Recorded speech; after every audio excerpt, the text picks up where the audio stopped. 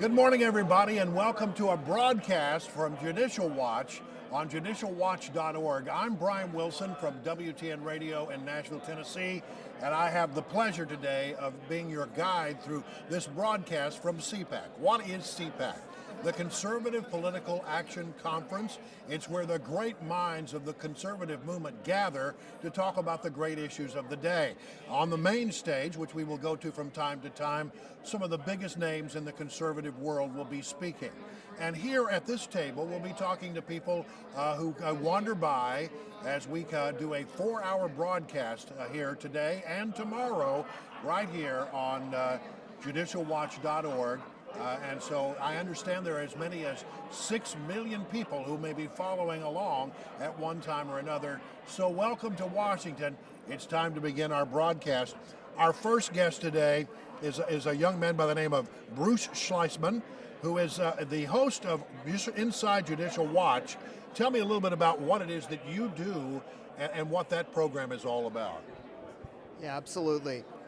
So what I do in the day-to-day is I'm our public affairs coordinator too. I handle the email newsletter that our members get every day and our press list. And then I also host Inside Judicial Watch, which is a digital channel segment that we do, just taking people through what our key people at Judicial Watch do every day. And we have outside guests too. Right. So people who are watchers of the show know, like we've had Tom Fitton on a number of times. Right. We've had Vince Colonese from Daily Caller. We've had Bill Marshall on, Michael Bekesha. So that's kind of just some of the stuff we do, and like it's a great segment. And really, people who don't understand or may not know a lot about Judicial Watch, explain exactly what it is and why the work of Judicial Watch is so important to finding out what's happening inside Washington. Yeah, absolutely. So work of Judicial Watch is we expose a lot of government corruption. We do a lot of the investigative work, a lot of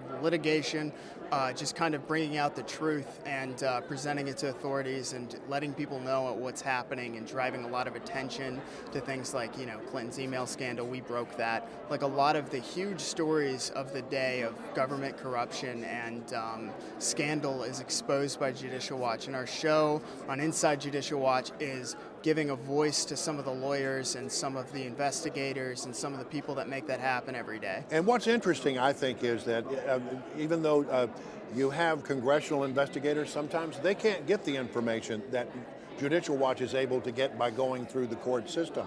Often the big stories are broken because Judicial Watch has found that document that explains the story, the things that were going on behind the scenes in government that initially the government didn't really want them to know about. Yeah, absolutely. And there's a lot of things that we expose that people don't even know comes from us. So like one of the big surprises to me was when I first worked there is just how much they do, how many documents we get. Like a lot of people don't understand that like these aren't stories we're just kind of like freewheeling, this isn't commentary, this is information we get based in government documents given to us by FOIA litigation, Freedom of Information Act requests. A lot of it is heavily redacted, and then we sue again and we get it unredacted. So this is primary source documentation. This is stuff that we're getting based on what the government documentation says. So. Yeah, it's one thing to have government tell you certain things about what they're doing. It's very much another to have the document that tells you exactly what actually happened. Absolutely, yeah. It's pretty key. Well, listen, Bruce, thank you so much for joining us here. Greatly appreciate it. As I say, we are broadcasting live from CPAC today, the Conservative Political Action Conference. I am Brian Wilson, your host for the next few hours as we talk to great conservative minds. And again, part of the time we will be going into the actual conference hall. It's a massive hall with hundreds and hundreds of people who are gathered to listen to some of the great minds of the conservative movement. Now joining us here, see, what's going to happen is they'll pull into me, and then miraculously, when they pull back to a two-shot, another person will be sitting in the chair next to me. In this particular case, it's our good friend Sean Spicer, former White House press secretary. Sean, I'm just going to hand you this microphone so that you can answer my question. That's a nice gift. Thank you, Brian. I didn't bring you anything. You don't get to keep bad. it. No. Sean, so what have you been doing these days? Fill me on what's going on in Mr. Sean Spicer's life. Well, it's all at SeanSpicer.com, which is lucky. I wrote a book called The Briefing. I had a podcast for a while. I've done a lot of consulting. I've got a political firm that I'm part of now that's going out there and advising candidates and doing mail and digital strategies. I did a series for Extra, introducing them to some of the folks in the Trump administration. So, I mean, I've been involved in a lot of projects that have been fun and allowed me for the first time in my life to go beyond being somebody else's spokesperson. You've been traveling America. Yep. I know you came to Nashville not long ago. We got a chance to talk at least briefly on the air. What are you finding as you travel around the country is on the minds of people, conservatives, who are watching the things that happen in Washington, maybe with a bit of puzzlement? Well, I think it's a great question because there's really a disconnect and a difference between people outside the Beltway and outside these major metropolitan areas, whether it's New York or LA in particular, about the issues they care about. I mean, most folks don't watch some of the day-to-day back and forth that's going on in Washington, but they care about things that are getting done. And it's amazing to me when you're in Washington, the critique and criticism of the president in particular, and sort of the difference outside Beltway and how appreciative some of these folks are in some of the issues, whether it's tax cuts or regulation reform, veterans reform, some of the big things that are happening. It's interesting to see the disconnect. It is interesting. As I broadcast in Middle Tennessee, I find that the world there is very different Absolutely. than the world and in their here in concerns are Washington, different, D.C. and I think also the criteria by which they judge folks is very different, right? Because they care about what's getting done as opposed to who's up and who's down. Okay, so immigration right Yeah. now. As you talk to people around the country, how passionate are they about doing something along the border? I think for a lot of people, it's a very big deal. And it used to be a bipartisan issue, just in terms of, I mean, there's two issues. One is immigration reform that you brought up, right? This idea of what do we need to do to allow legal immigrants to come into this country in a way that makes sense for our employment, for our technology, for growth, et cetera, et cetera. And then second is border security. And I know that they're somewhat linked. But border security should be something that we should all care about. We should know who's coming into the country. We should make sure that people who shouldn't be here aren't here. We should make sure that drugs aren't flowing over the border. We should make sure that people aren't being trafficked over the border. Though that should easily be a bipartisan issue. But it's not. No, because I think part of this is because of this president, and the Democrats don't want to look like they're working with him in any particular way. I mean, that really is true. The things that he has been denied as far as border wall funding, other presidents, Democratic presidents, others have been given that money in the past. But because Donald Trump wants it, Democrats say no. Right, well, because I think it's largely symbolic now, and it's a proxy vote for him in their eyes. And so that denying him is a way to say, hey, we're standing up for him. But I think that the thing that I find fascinating, Brian, is if you're going to say that there's no national emergency, and I've heard the constitutional arguments, and I respect them and I understand them, and you're not going to give him the funding, which he also sought through Congress, then at some point, you, the person that opposed both, have to, and by the way, in the case of Pelosi, even denies that there's a problem. Right. Then you own anything that goes wrong. I don't think there's any other way around this, right? So if you say that there's no problem, I'm not going to provide any money, and there's definitely not an emergency, then when something happens, somebody gets trafficked, drugs come over, someone kills somebody who is in this country illegally that went over the border, then I think by default you then own that problem. Right. You own that, and so you can't have it both ways, which is what I think Pelosi and the Democrats have tried to do, is say there's no problem, but when something goes wrong, it's not our fault. When you look at what's going on the other side of the equation with the Democrats right now, they seem to be moving more and more to the left. We hear a lot of talk about the Green New Deal, Yeah. socialistic, the rise and interest in Alexandria Ocasio-Cortez and others of her ilk who want to move the party way, way to the left. Well, they don't want to move the party, by the way. They want to move the country. But I think it's amazing that these people, Alexandria Ocasio-Cortez and Sanders, who call themselves socialists and espouse these progressive socialist ideals, and then when Republicans make accusations and say, okay, well, they're moving towards socialism, all these Democrats say, oh, that's not, that's just, that's political rhetoric, you're just throwing that out there. Well, wait a second. The people themselves that are espousing these things are very clear about where they stand and the labels that they use.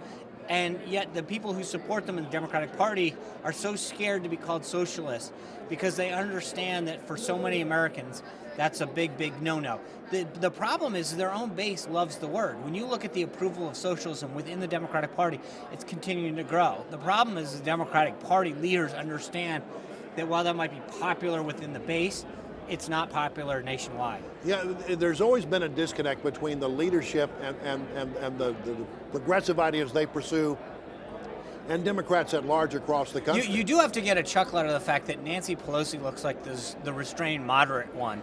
And she used to be the one that we would go, she's the San Francisco far left one. And now the party is moving so far, so fast to the left that Pelosi's almost become the center. Right. I mean, Bernie Sanders last cycle was the outside kind of clown show, and now he's the guy in the middle. Hard to believe, really. I know. So tell me, no doubt you watched with great interest what happened yesterday with the Michael Cohen testimony on Capitol Hill. I think the thing I hear from people is, what a dog and pony show. It looks like chaos, but what was your ultimate take on everything that happened yesterday? There's two things that I think were my big takeaway. One was the timing of it. I thought it was disgraceful that Democrats held it yesterday. The president was not only overseas, which used to be sort of where politics stopped at the water edge when the president was traveling. He wasn't at a ceremony, he wasn't at, which would have been bad enough, but he was trying to negotiate the denuclearization of the Korean Peninsula.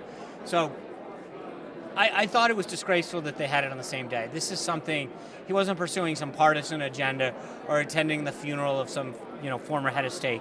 He was trying to make the world a safer place, number one. Number two, I think that the Democrats put front and center as their first witness of the year, Michael Cohen, a convicted liar. And then said, well, he should be believed. And what should he be believed on? Well, let's look at what he said. He said I wasn't in Prague, which undermines the Steele dossier. Number two, he says there was no collusion that I was aware of. So if the Democrats truly want us to believe this convicted liar, then let's believe him on the tenets, the key things that yesterday and this whole thing stemmed back from, which is there was collusion in Russia. And if you believe if you are supposed to be believing him, which is what Democrats want you to do, then believe that this whole thing that grew out of this, out of Russia, out of collusion, is nothing. Our special guest is Sean Spicer, former White House press secretary, and a man you can learn more about by going to SeanSpicer.com and keep up with all your latest movements. Sean, it is a pleasure to see you again. Hey, thanks, Brian. I appreciate you having me here. Thank you so much. I appreciate it. Sean Spicer, ladies and gentlemen. Brian Wilson broadcasting live from CPAC. We're going to be here for the next few hours. Now, from time to time, we will move here from the hallway where there is a great deal of activity and a great deal of attention here at the Judicial Watch booth to hear what's going on the main stage. We're going to the main stage right now. We're going to pick up a part of a conversation between Vince Colonnese with the Daily Caller and Ronna McDaniel, who is the chairman of the GOP. Let's go now to the main stage. But AOC, we can't take her for granted. We can't think that the American people understand what socialism is. We do have to go out and educate. We have to talk about Venezuela, where 90% of the people right now are living beneath poverty, that they don't have groceries in their grocery stores, that people are eating dog food to survive. That is the path that Democrats are taking us down by promising everything. Free health care, free education. What that will do will bankrupt our country, turn us into a socialist nation. And it is the biggest power grab in history. AOC, Rashida Tlaib, Ilhan Omar, Nancy Pelosi, Chuck Schumer, they're saying, give the reins to us. We want to take control of everything. We want the government to make every decision, which means they want to make the decisions. And we have to get out and educate. So everybody here, we've got to be out talking. And they try and shame us for being Republican. They try and make us afraid to speak. This is the time to be bold. We have to be out sharing our values and talking about these results, inviting people into our homes, because if we don't, they will take our nation down a path that we won't recognize our nation anymore. That's what's at stake. Yeah, I think a lot of conservatives are beginning to speak up, especially based on all those things that I just mentioned, people reacting. Wait a second, I know a country that's much better than this. I want to talk to you about the American family for a moment. Yeah. Democrats increasingly, I mentioned enthusiastic abortion supporters. Many have displayed open contempt for Christianity, Judaism, and nobody seems to care that American birth rates have plummeted to incredible lows. How does the Republican Party fix that? Does the Republican Party care about that, the restoration of the American family? Well, of course we care about the family. And I think the president, one of the best things that he's done on a bipartisan basis, and you're going to hear this later with Van Jones and Matt Schlapp, is the First Steps Act. That is about the family. You have people who have disproportionately been pulled away from their families with these mandatory sentences for nonviolent crimes and unable to reunite husbands and wives and children. And now when you see people like Matthew Charles, who led Bible study classes, who got a law degree when he was in prison, who had a 35-year sentence that was disproportionate to his crime, now being able to come into the community and be with his family, those are the things the president's doing to help the family. Also, think about the 4.6 million people off of food stamps. What does that mean for a family? We talk about statistics all the time. Think about what that means for somebody who's able to make a good wage as they've gotten a job and able to provide for themselves, and what that's going to mean for their children. That is what our party is about. And then, of course, the late-term abortion. Yes. It's not a late-term abortion. It's murder. It is murder, what Ralph Northam talked about. And we need to speak about it in those terms. When you hear a Democrat saying, let the baby be born, keep it comfortable while the doctor and the mother make a decision, that is murder.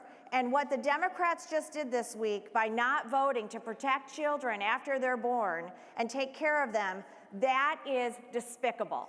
And so when you look at their party and what they stand for and what we stand for life, we stand for humanity, and we stand for treating people, even the most vulnerable, a brand new baby, with the dignity and respect and care that they deserve. That's what our party's about. Yeah, and that issue,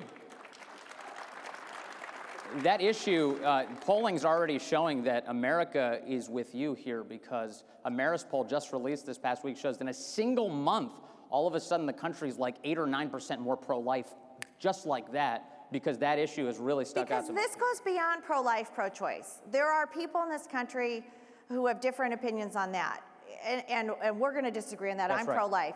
But let's talk about, on a due date as a mother is giving birth, saying that that's the time to terminate a pregnancy or to not take care of a baby. That is reprehensible. And every American across party lines should be speaking out against that. But Democrats have stayed silent. They are so beholden to Planned Parenthood and this progressive socialist wing of their party, they won't even say that that's wrong. And that's what they stand for. Yeah, and there's not much division in the Republican Party on that issue, but there is some division on the next one, which is I want to ask you about open borders, right? So we hear a lot of Democrats that are for open borders, tearing down walls. Walls are immortal. But the Republican Party, had majority control, both houses, for 2 years under the Trump administration, and we didn't get a meaningful fix to our out-of-control, broken immigration system during that time. So the question becomes, is the Republican Party beholden to the voters who put Republicans into office, or the big business interests who want to keep exploiting illegal immigrants at the expense of American workers? Well, let's remember, the House did pass a border package, and they sent it to the president. And then the Senate, we're all aware, you need 60 votes to pass that. We had 51 seats at the time. That meant 9 Democrats had to come across. So the Democrats want to say, oh, you control the Senate and the House. Well, with the filibuster, with that 60-vote threshold, even with 53 votes in the Senate, we need Democrats to pass meaningful immigration reform. And that's why Democrats need to receive pressure. Joe Manchin, Democrats in these red states, Doug Jones, because they know what their voters stand for. And let's make no mistake, we do have a crisis and an emergency at our border, and our president is exactly right to call this an emergency. Let's get into the business of the RNC now. How many RNC staffers do you currently have tasked with looking into every single Democrat who wants to run for office? I can't reveal those trade secrets, but we are doing our homework. We are watching these Democrats. Boy, their field gets bigger and bigger every day. They're so excited about Beto O'Rourke. Did you hear Beto O'Rourke might announce? You know what his biggest accomplishment was? Losing to Ted Cruz. That's who their big great hope is. Give me a break. Well, he did go to the dentist. I mean, he did go to the dentist, yeah. Give And him I some think credit. he passed legislation to name a post office. Sure, so there you go. That's who they're going to pin their hopes on. Oh, and he can skateboard. I mean, give me a break. Kamala Harris calling to get rid of private health insurance plans. Bernie Sanders, they're all trying to out Bernie. Listen, they have gone so left, so progressive, so socialist. we have our work cut out for us, though, because they're saying things to millennials, and they're getting on these college campuses, and they're promising the moon and the stars. It's the ultimate bait and switch. It will destroy our country, and we have to be bold and talking to everybody and exposing the reality of the dangers of what they're proposing. Well, let me talk about another Democratic presidential candidate. This is a good opportunity for that. Your uncle is Mitt Romney, I should point that out. He was attacked for using the phrase, binders full of women. You remember this? Which was an insane... Yeah, he was attacked for everything. It was Big Bird, for binders full of women. I mean, they attack every Republican. Truly nuts. Well, now we have a real binder scandal. Senator Amy Klobuchar has been accused and has admitted to throwing a binder and striking one of her own employees. Additionally, she's eaten a salad with a comb and then had an employee clean it for her. There's all sorts of things like this. If you mistreat your own employees, does that disqualify you for higher office? Well, I think it factors into the calculus of who is this person. Don't be gentle. I mean, I've never met anybody who's met a salad with a comb. I think that's a little weird.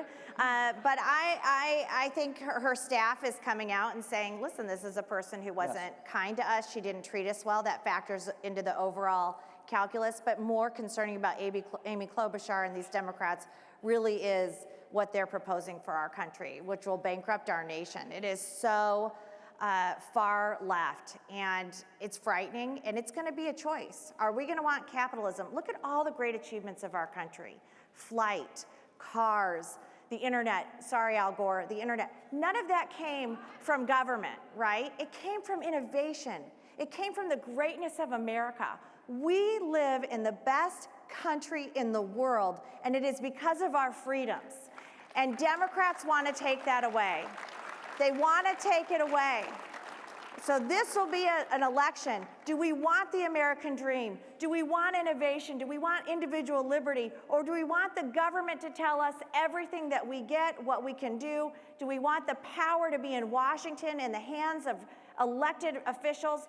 That's what Democrats want. So this will be the most stark choice as to the future of our country. And we are the ones in this moment, in this time, tasked with fighting for our country. So every one of us has to take that mantle on, because it's going to be a difficult election with lots of money and a media that is totally in the bag for the Democrat Party. All right. I realize that you don't want to give away too much about what your plans are against these Democratic candidates, but I'm going to ask you a detailed question now. You don't have to answer it, but here it is. Have you hired any Russians to help you investigate the Democrats? And do you plan to give any of that research to the FBI so that they can launch a far-reaching investigation into your political opponents after the election? Yeah, I mean, isn't that amazing, the Fusion GPS, that the Democrat National Committee paid for this fake dossier? The one thing you saw from Michael Cohen's testimony yesterday, Michael Cohen, who's going to jail for lying, but let's bring him back in front of Congress because we think he'll suddenly tell the truth. But he did say he never went to Prague, which was such a huge part of that fake dossier that, of course, went to Bruce Orr, whose wife worked for Fusion GPS.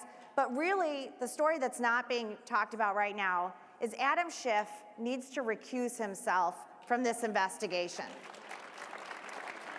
Adam Schiff had a private meeting with Glenn Simpson, the head of Fusion GPS. He didn't disclose it to the committee. There is no reason why he should be part of this and leading this investigation, and we should all be calling for his recusal from this investigation.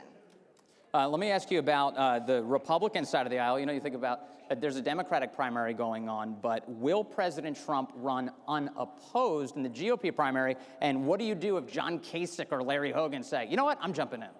Well, they have the right to jump in and lose. That's fine. They will lose horribly.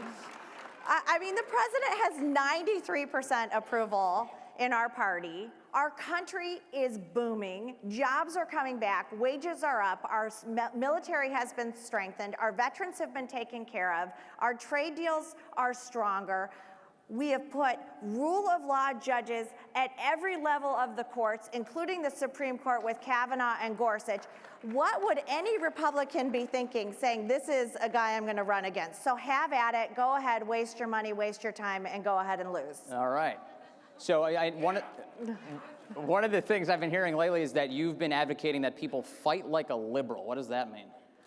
Oh, fight like a. I don't know what that means. Oh, really? All right, well, that's your staff who told me about that. That's my staff. Well, that means just win. I think that's what you're trying to go for. Well, yeah, we're going to beat them. We're going to beat them. But All right. I'm not taking anything for granted. Okay. We know, and so from an RNC perspective, we have staff on the ground in these battleground states. We have a website, GOP.com. Please go volunteer. Get involved. We know that the difference that we can make is talking to our neighbors, talking to our friends. So many people aren't paying attention to what's happening. They've turned off the news because it's so negative. They're tired of the liberal spin. So we have to have these conversations. That's how we'll make a difference and re-elect President Trump in 2020. All right. Let's talk about the rising stars of CPAC. You've brought some rising stars with you here, the RNC? Yes, so we have 20 young men and women that we have brought from across the country to CPAC. They are rising stars. Please stand up. There are 20 of them here today. Where are you? They're out there. All right, take a look.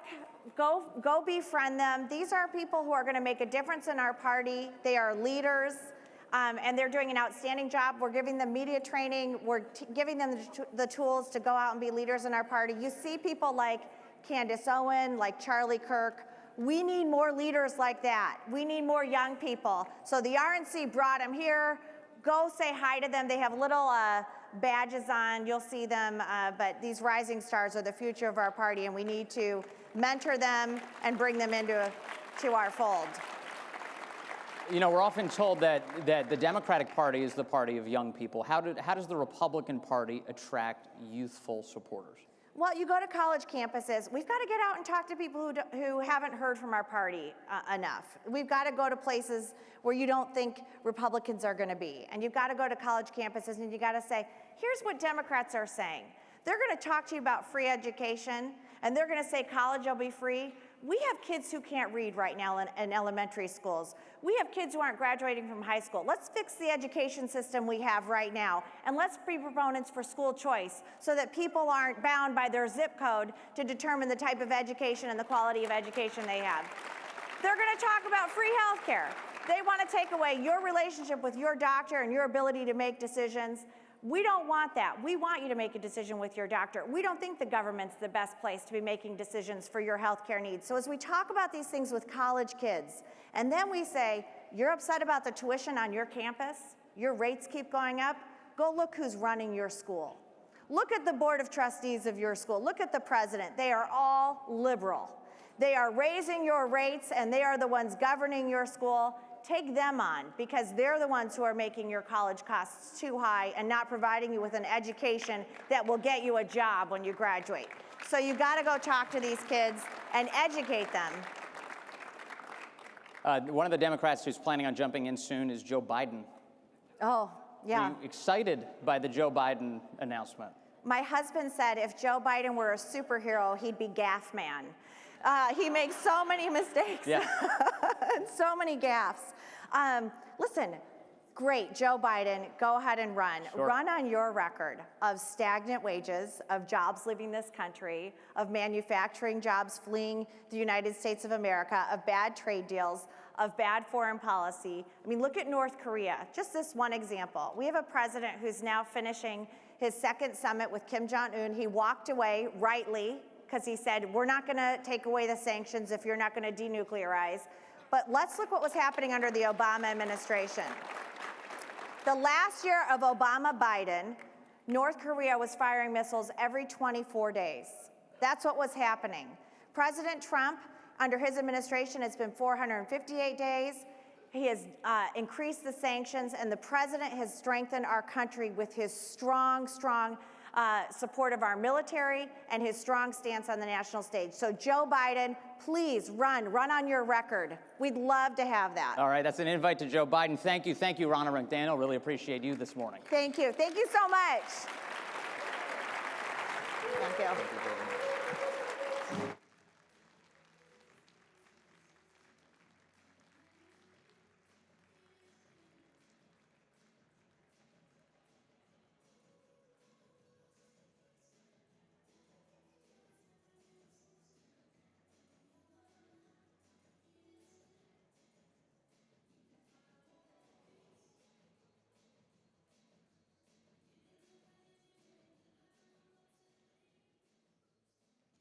Ladies and gentlemen, our next panel is Deficit Hawks, an endangered species. Tackle the debt before it tackles you.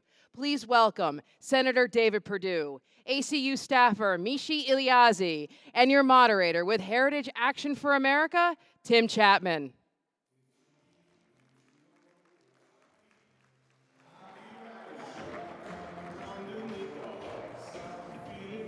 Tim, you're on the left. I'm on here. Thank you all, and thank you to the panelists for being here today.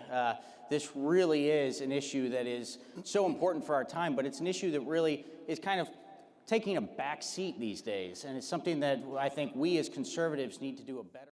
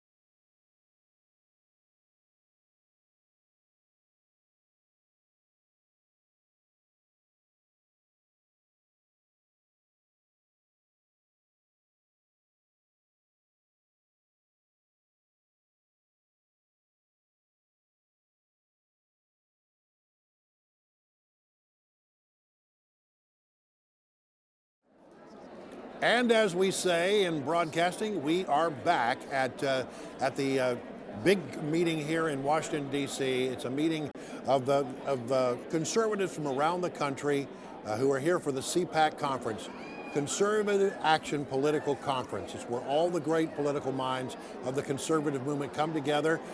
People who are active on the grassroots level, they come here to learn more about how they can be more effective. It's an interesting place. I'm Brian Wilson, and I have the distinct honor of being here as your host today on the Judicial Watch broadcast feed. Some 6 million followers are out there potentially watching this feed along with you right now. And what we will do from time to time is we'll go into the main stage and hear what some of the big speakers have to say. And here at our little table, we'll have some other great names coming by to talk about conservative issues. Joining me right now is Margie Ross, who is with Regnery, which is if you don't know, a very well-known, very well-established conservative publishing firm. I'm going to let you hold this microphone. Okay, this will be yours. So tell me a little bit about Regnery, how it came to be, Sure. and what you got going on right now. Well, thank you so much. I'm delighted to be here. Thank you. Regnery, as you said, is really the leading publisher of conservative books, and we've been around for 70 years. Wow. Yep, we celebrated our 70th anniversary very recently, and we were started in 1947 in Chicago by Henry Regnery, hence the name, and for the entire 70 plus years, we've been publishing conservative books. Books for conservative readers by conservative authors. Starting back right at the beginning, one of our very first books was Witness by Whittaker Chambers. We published A Conservative Mind by Russell Kirk. We published William F. Buckley's very first book, Got a Man at Yale. And I had the distinct honor to work with William F. Buckley on his very last book, which he also published with Regnery, called Miles Gone By. Did you find that there was sort of a gap in the publishing world that where great conservative thought was not being put in book form? Well, I'll tell you what, for quite a long time, Regnery was the only serious publisher on the national stage publishing conservative books. And when I first joined Regnery, there was still a huge resistance among booksellers and bookstores for stocking and especially displaying up at the front conservative books, because they, by and large, were liberal. But the marketplace spoke, and they realized, and they literally had customers coming in complaining, arguing, very upset that they couldn't find the books that they were looking for. Well, in fact, you look at the New York Times bestseller list, and it is often dominated by conservative publications. We, last year, made a very public decision to break all of our ties with the New York Times bestseller list. And we no longer mention it or place it on any of our book jackets. A lot of our books still get onto that list, but we have experienced time and time again, as frankly a lot of conservative authors have, that there is a bias against conservative books on that list. That seems counterintuitive. If the idea of a bookstore is to sell books, why not sell the books that actually sell? That's exactly right. That's the argument we made, and by and large that was successful in the large chains, whether it's Barnes & Noble or Books A Million. Right. It's the smaller independent stores that can curate their list more to what the bookstore manager is interested in, and it's almost a self-fulfilling prophecy, of course. If they only serve a liberal and left-leaning marketplace, that ends up being the only people who come into those stores. So tell me about your new offerings. What do you have coming on board? What kind of things are you going to be bringing out in the days ahead? We have some really exciting books teed up for this year, and in fact, 4 of our biggest books coming this year are by authors who are speaking here at CPAC. Okay. So we have a new book coming from Sebastian Gorka. We have a new book coming from Michelle Malkin. A new book with David Limbaugh, and a new book with Dennis Prager. And, is there a theme to any of these books, a common theme, or each of them individually different? Each of them is individually different, of course, curated to that particular author, but by and large, what the conservative market is interested in is the future of the country, the direction we're taking, and the increasingly heated narrative and agenda being forced on the country from the left. Mm-hmm. Whether it's, post-birth abortion, which I don't really know, there's an oxymoron for you, right? Or whether it's no longer having a border on our southern border. Right. There are some very important issues that conservatives care about, that frankly most Americans care about, that the noisy minority on the far left is advocating for. And those are some of the issues that our readers are interested. So Michelle Malkin will be talking about immigration. David Limbaugh will be talking about the far left and the progressives and what they're trying to do to change the direction of the country. And so we're pretty excited about those books coming. And everybody is talking about what the left is doing right now, because it seems so counterintuitive.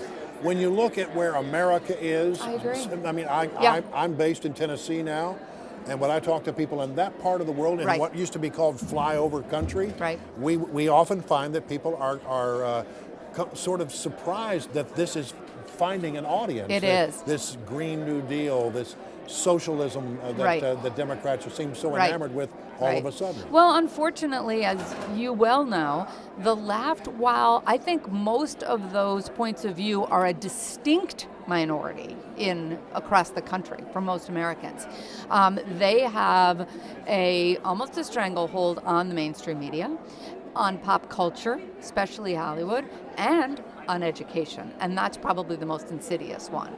There is a very, very intentional and scary brainwashing campaign going on college campuses, and it's been going on for the past 25 years. Right. They're playing the long game, and that's been effective, and that's why I think you see so many millennials who think they're for socialism. In my opinion, they're for it because they absolutely do not know what it is.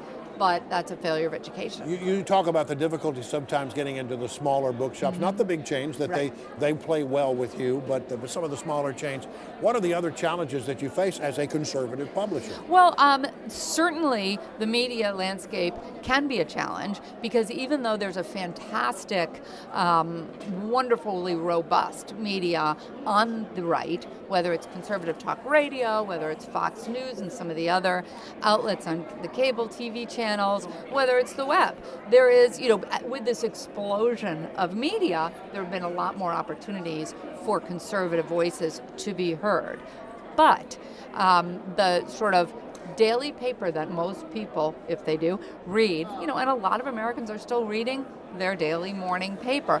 There's a very insidious liberal bias that's woven in that most people are completely unaware of. I read a statistic yesterday that 6% of Americans now get their daily download of news from a newspaper. Well, and 6%. I actually think that's a good thing because I think that is a result largely of those newspapers losing the trust of their readers. And so it is a struggle, and if you want to get the conservative viewpoint, it seems that the smart consumer has to really go looking for it at places like Regnery. Right, that's exactly right. Our guest is Margie Ross with Regnery Publishing, talking about the new conservative books. So what is the process? How long does it take from idea to actually putting it out on the market? Well, it's funny you ask that because a lot of traditional book publishers will tell you that's, it's a 2-year process from the time you decide to sign up an author for a book to the time you see it on the bookshelf. We can't take that long because of the kinds of books we're doing. We're doing current events books. A lot of times we're doing breaking news books. We're doing political books. And as you well know, that narrative changes hour by hour, never mind month by month. So for us, when we sign up an author for a book, we're looking for someone not only who has an important message and who is a really compelling advocate, but also somebody who can write fast or who has already gotten started. A lot of the authors we work with are media celebrities. Right. They're pros. They know how to communicate. They know how to sort of structure an argument. And our job is to help them pull that together into a book, frankly, as quickly as they can. And you've got to always be looking, I would guess, for the new talent. Right. So how does that process work? That's an interesting challenge. We are looking all the time we're reading blogs, we're watching who's on the radio and who's on TV, because what we really need is authors who have a platform. And that's a big, as you say, it's a big challenge to kind of get the word out. So we need authors with a platform, but that doesn't mean that we're only working with authors who have done books before. In fact, for most of the authors we work with, writing books is not their day job. Really? They're an expert in a topic, or they're a media celebrity, or maybe they've worked for the government or for a nonprofit. We want them because of their expertise, not because they're a professional writer. As someone who's dabbled in writing, it's hard to find people who are sometimes experts who can then take these complex ideas and explain them in ways that are easily understood. Exactly. That then becomes the responsibility of not only the person writing the book, but the person editing the book. You absolutely are right. And we have a very, very experienced senior staff of editors. And we have been told that we actually work more closely and do a lot more work with our authors, again, than most traditional publishing houses who are just get it in, get it out. Our job is to to treat every book as a little business that we're launching, and therefore take a pretty serious look at helping that author say what they need to say and want to say in a really compelling, really interesting, relevant way. And what makes it relevant? What makes it interesting? Well, that's a great Good question. storytelling, I'll tell yeah. you what, the very first thing that makes it interesting is knowing who you're talking to. Just like with radio, just like with TV, the first question you ask is, who is this for? My question always when an author comes in and pitches me on a book is, who is this for and why do they care? Right. And then, why are you the perfect person to do it? And why is now the right time to talk about it?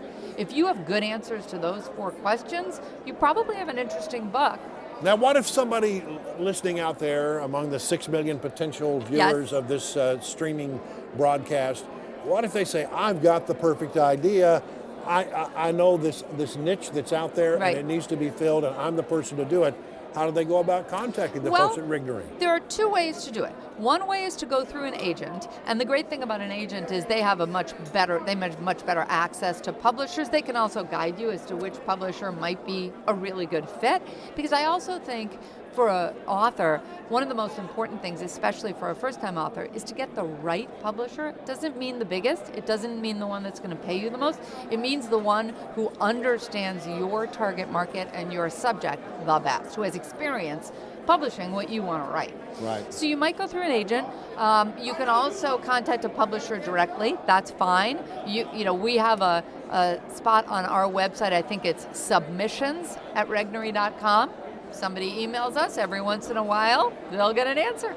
Really? Yeah. And so when you take a submission, do you take like early scripts or No, and usually I tell samples of the people. writing? Usually I tell people don't write a whole book before you have a publisher, both because a publisher will then feel like they can't contribute and help guide and shape that book, but also publishers don't have time to read an unsolicited manuscript. Right. So a sample chapter is a good idea, an outline is a good idea. Those are the kinds of things that a It publisher gives you is really something looking about for. the style of writing that you Right. have and how your storytelling abilities are. Exactly. It's really the answer to what do you want to write and are you any good at saying it? I love to ask this question of people to get the single most important thing that they know out of an interview. And so if you were asked the question, what is the single most important thing that a new writer needs to know to be a successful writer? The one thing, what would that be? The one thing I would say is identify who your target market is, and the worst answer to the question, who is this for, is everyone. Yeah, no, you don't want that. You wanted to have it targeted for a very specific audience. Right. Yeah. All right. Well, listen. This is great. You know about the folks at Judicial Watch, of course. Absolutely. I'm big fans of you. I am too. And tell me Thank why you. you are a fan. Well, I mean, I think that one of the most important things that we do is protect the founding principles of this country. And when we talk about what we do for books, as what you do at Judicial Watch, we have to be defenders of liberty. We really do. And we have to be defenders not only of liberty, but of personal responsibility. And that marriage to me of liberty and personal responsibility is what is uniquely American. It's what Judicial Watch stands for in everything you do, and it's what we are looking for ultimately that is the mission for Regnery as well. Margie, it's been a pleasure to have you here on the broadcast. Thank you. Thank you so much for joining us. I'll My take that pleasure. microphone back from you. Thank you. And have a great day and enjoy your time here at CPAC. You too. All right, I'm Brian Wilson, and we are broadcasting live from CPAC 2019. This is where the conservatives come to talk about the great issues of the day. You can follow this, of course, on judicialwatch.org. And I'm told that there's as many as 6 million people who potentially can follow this broadcast, or what we call an internet streamcast. I'm going to ask my cameraman to do a little something here, if you don't mind, so you can get a sense of what kind of chaos there is here at CPAC. Pan over this direction just so that the folks who are watching can get a sense of where we are. We're in a gigantic hallway at National Harbor, just across the Potomac River from Washington, D.C. And this is the scene. Not too far from now is a big stage inside, and throughout the day they have people who come in and are involved in making big speeches. These are the big name guests that people come to hear. And from time to time we will leave this table and go inside and have listen to what some of the things are being said inside as part of this streaming broadcast. And here's the other thing that will happen is when they pull to me, and it's called what is known in the broadcast term vamping. When you come back wide, there will be a new person sitting in this chair, as we have now. Joining me right now is Lisa Daftari. Thank you so much for joining us. You are a Middle East expert. You're a counterterrorism expert, and I want to hand this microphone to you, and that will be yours.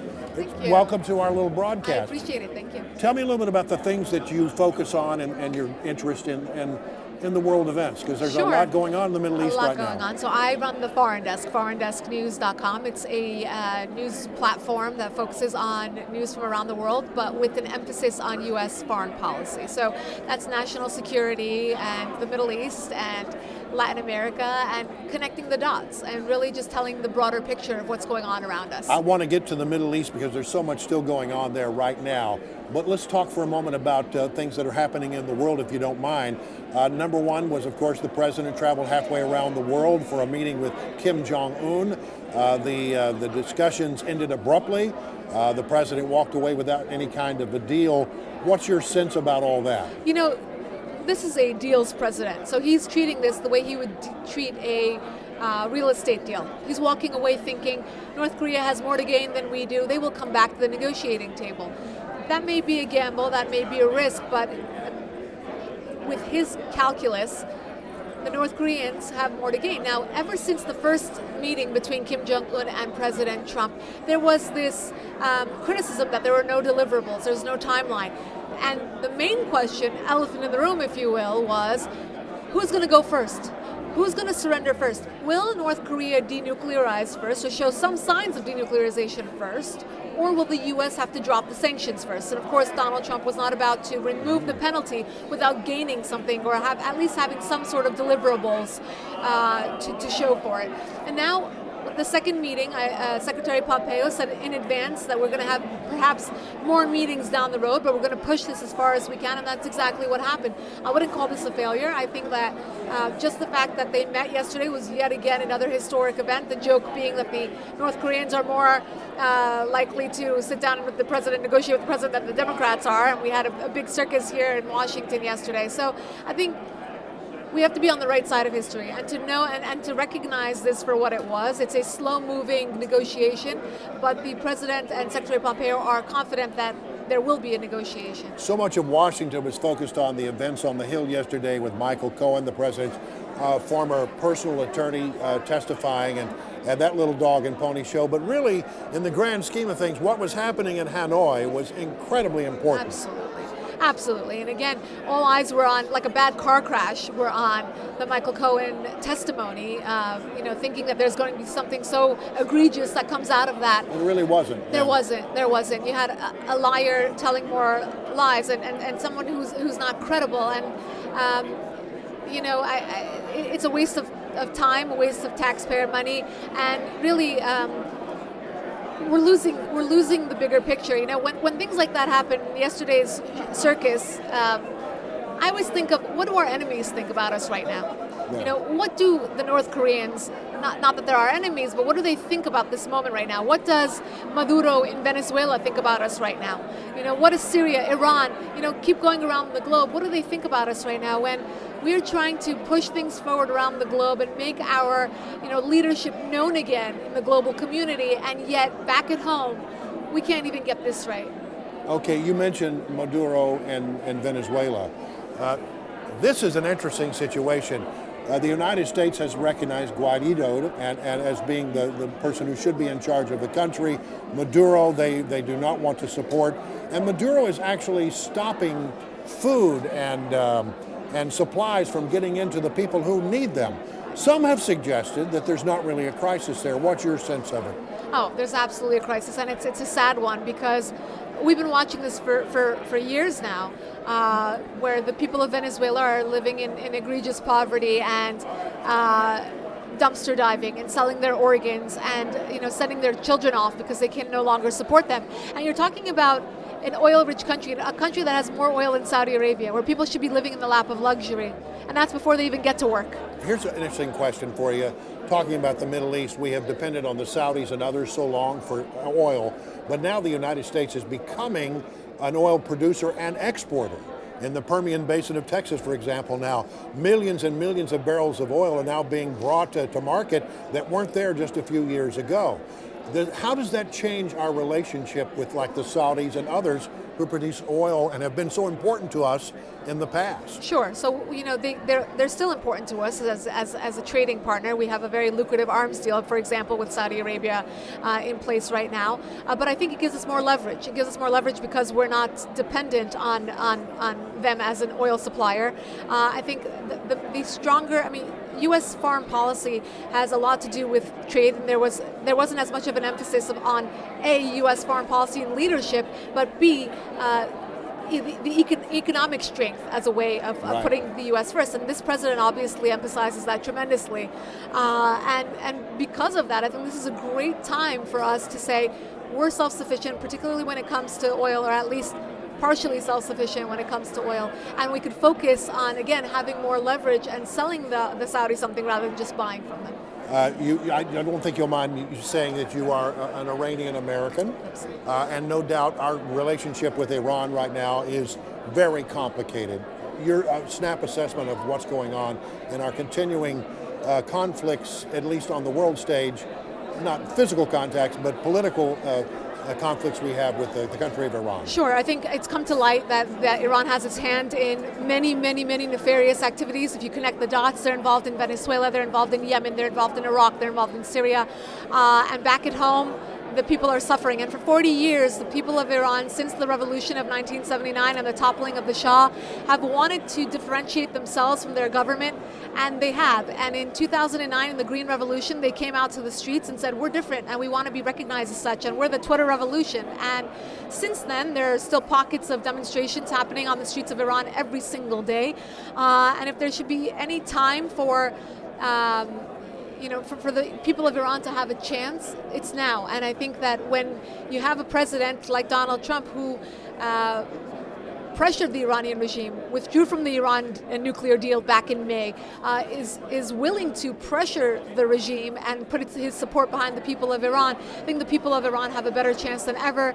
And they just celebrated their 40th anniversary, this regime, and the people of Iran are hoping that they don't have another anniversary to celebrate. Well, I've not had the pleasure of meeting you before now, but the pleasure has all been mine. Lisa Daftari, thank you so much for joining us here on the Judicial Watch podcast, our streaming cast, being seen by as many as 6 million people around the country. Wonderful. Thank you. I'll take that microphone back.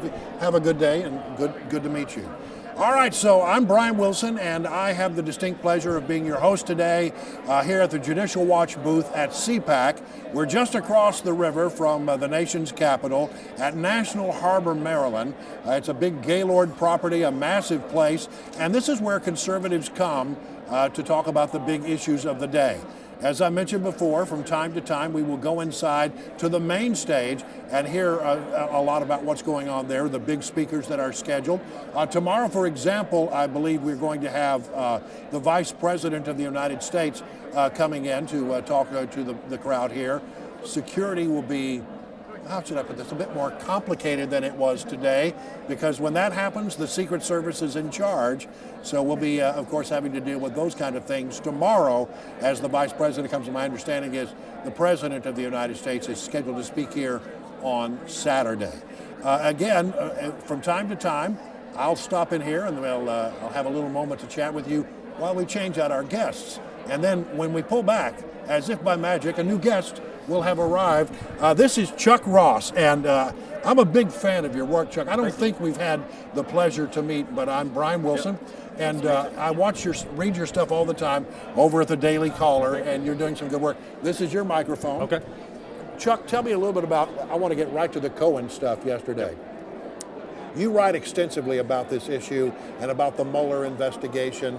A lot of people were watching this Cohen hearing yesterday thinking, well, this is going to be really bad news for Donald Trump. But as I look at it today, at least from my conservative perspective, I'm not particularly sure this was a really harmful hearing for Donald Trump. Yeah, I agree with that. And so I watched it. I was kind of pulling my hair out throughout the testimony because he would basically what he did is he admitted that the Steele dossier, the infamous Steele dossier, is bogus. The main claim. Let's talk about that for a moment because what he said was, "I've never been to Prague. I've never been to the Czech Republic. Right. Never been there." Right. And tell people why that was a significant matter. Yeah, so that's basically part of the one of the most sensational claims in the dossier. It's really the linchpin to the collusion conspiracy theory that Michael Cohen, working on behalf of Donald Trump, traveled to Prague to meet with some Russian insiders to pay off hackers to influence the election.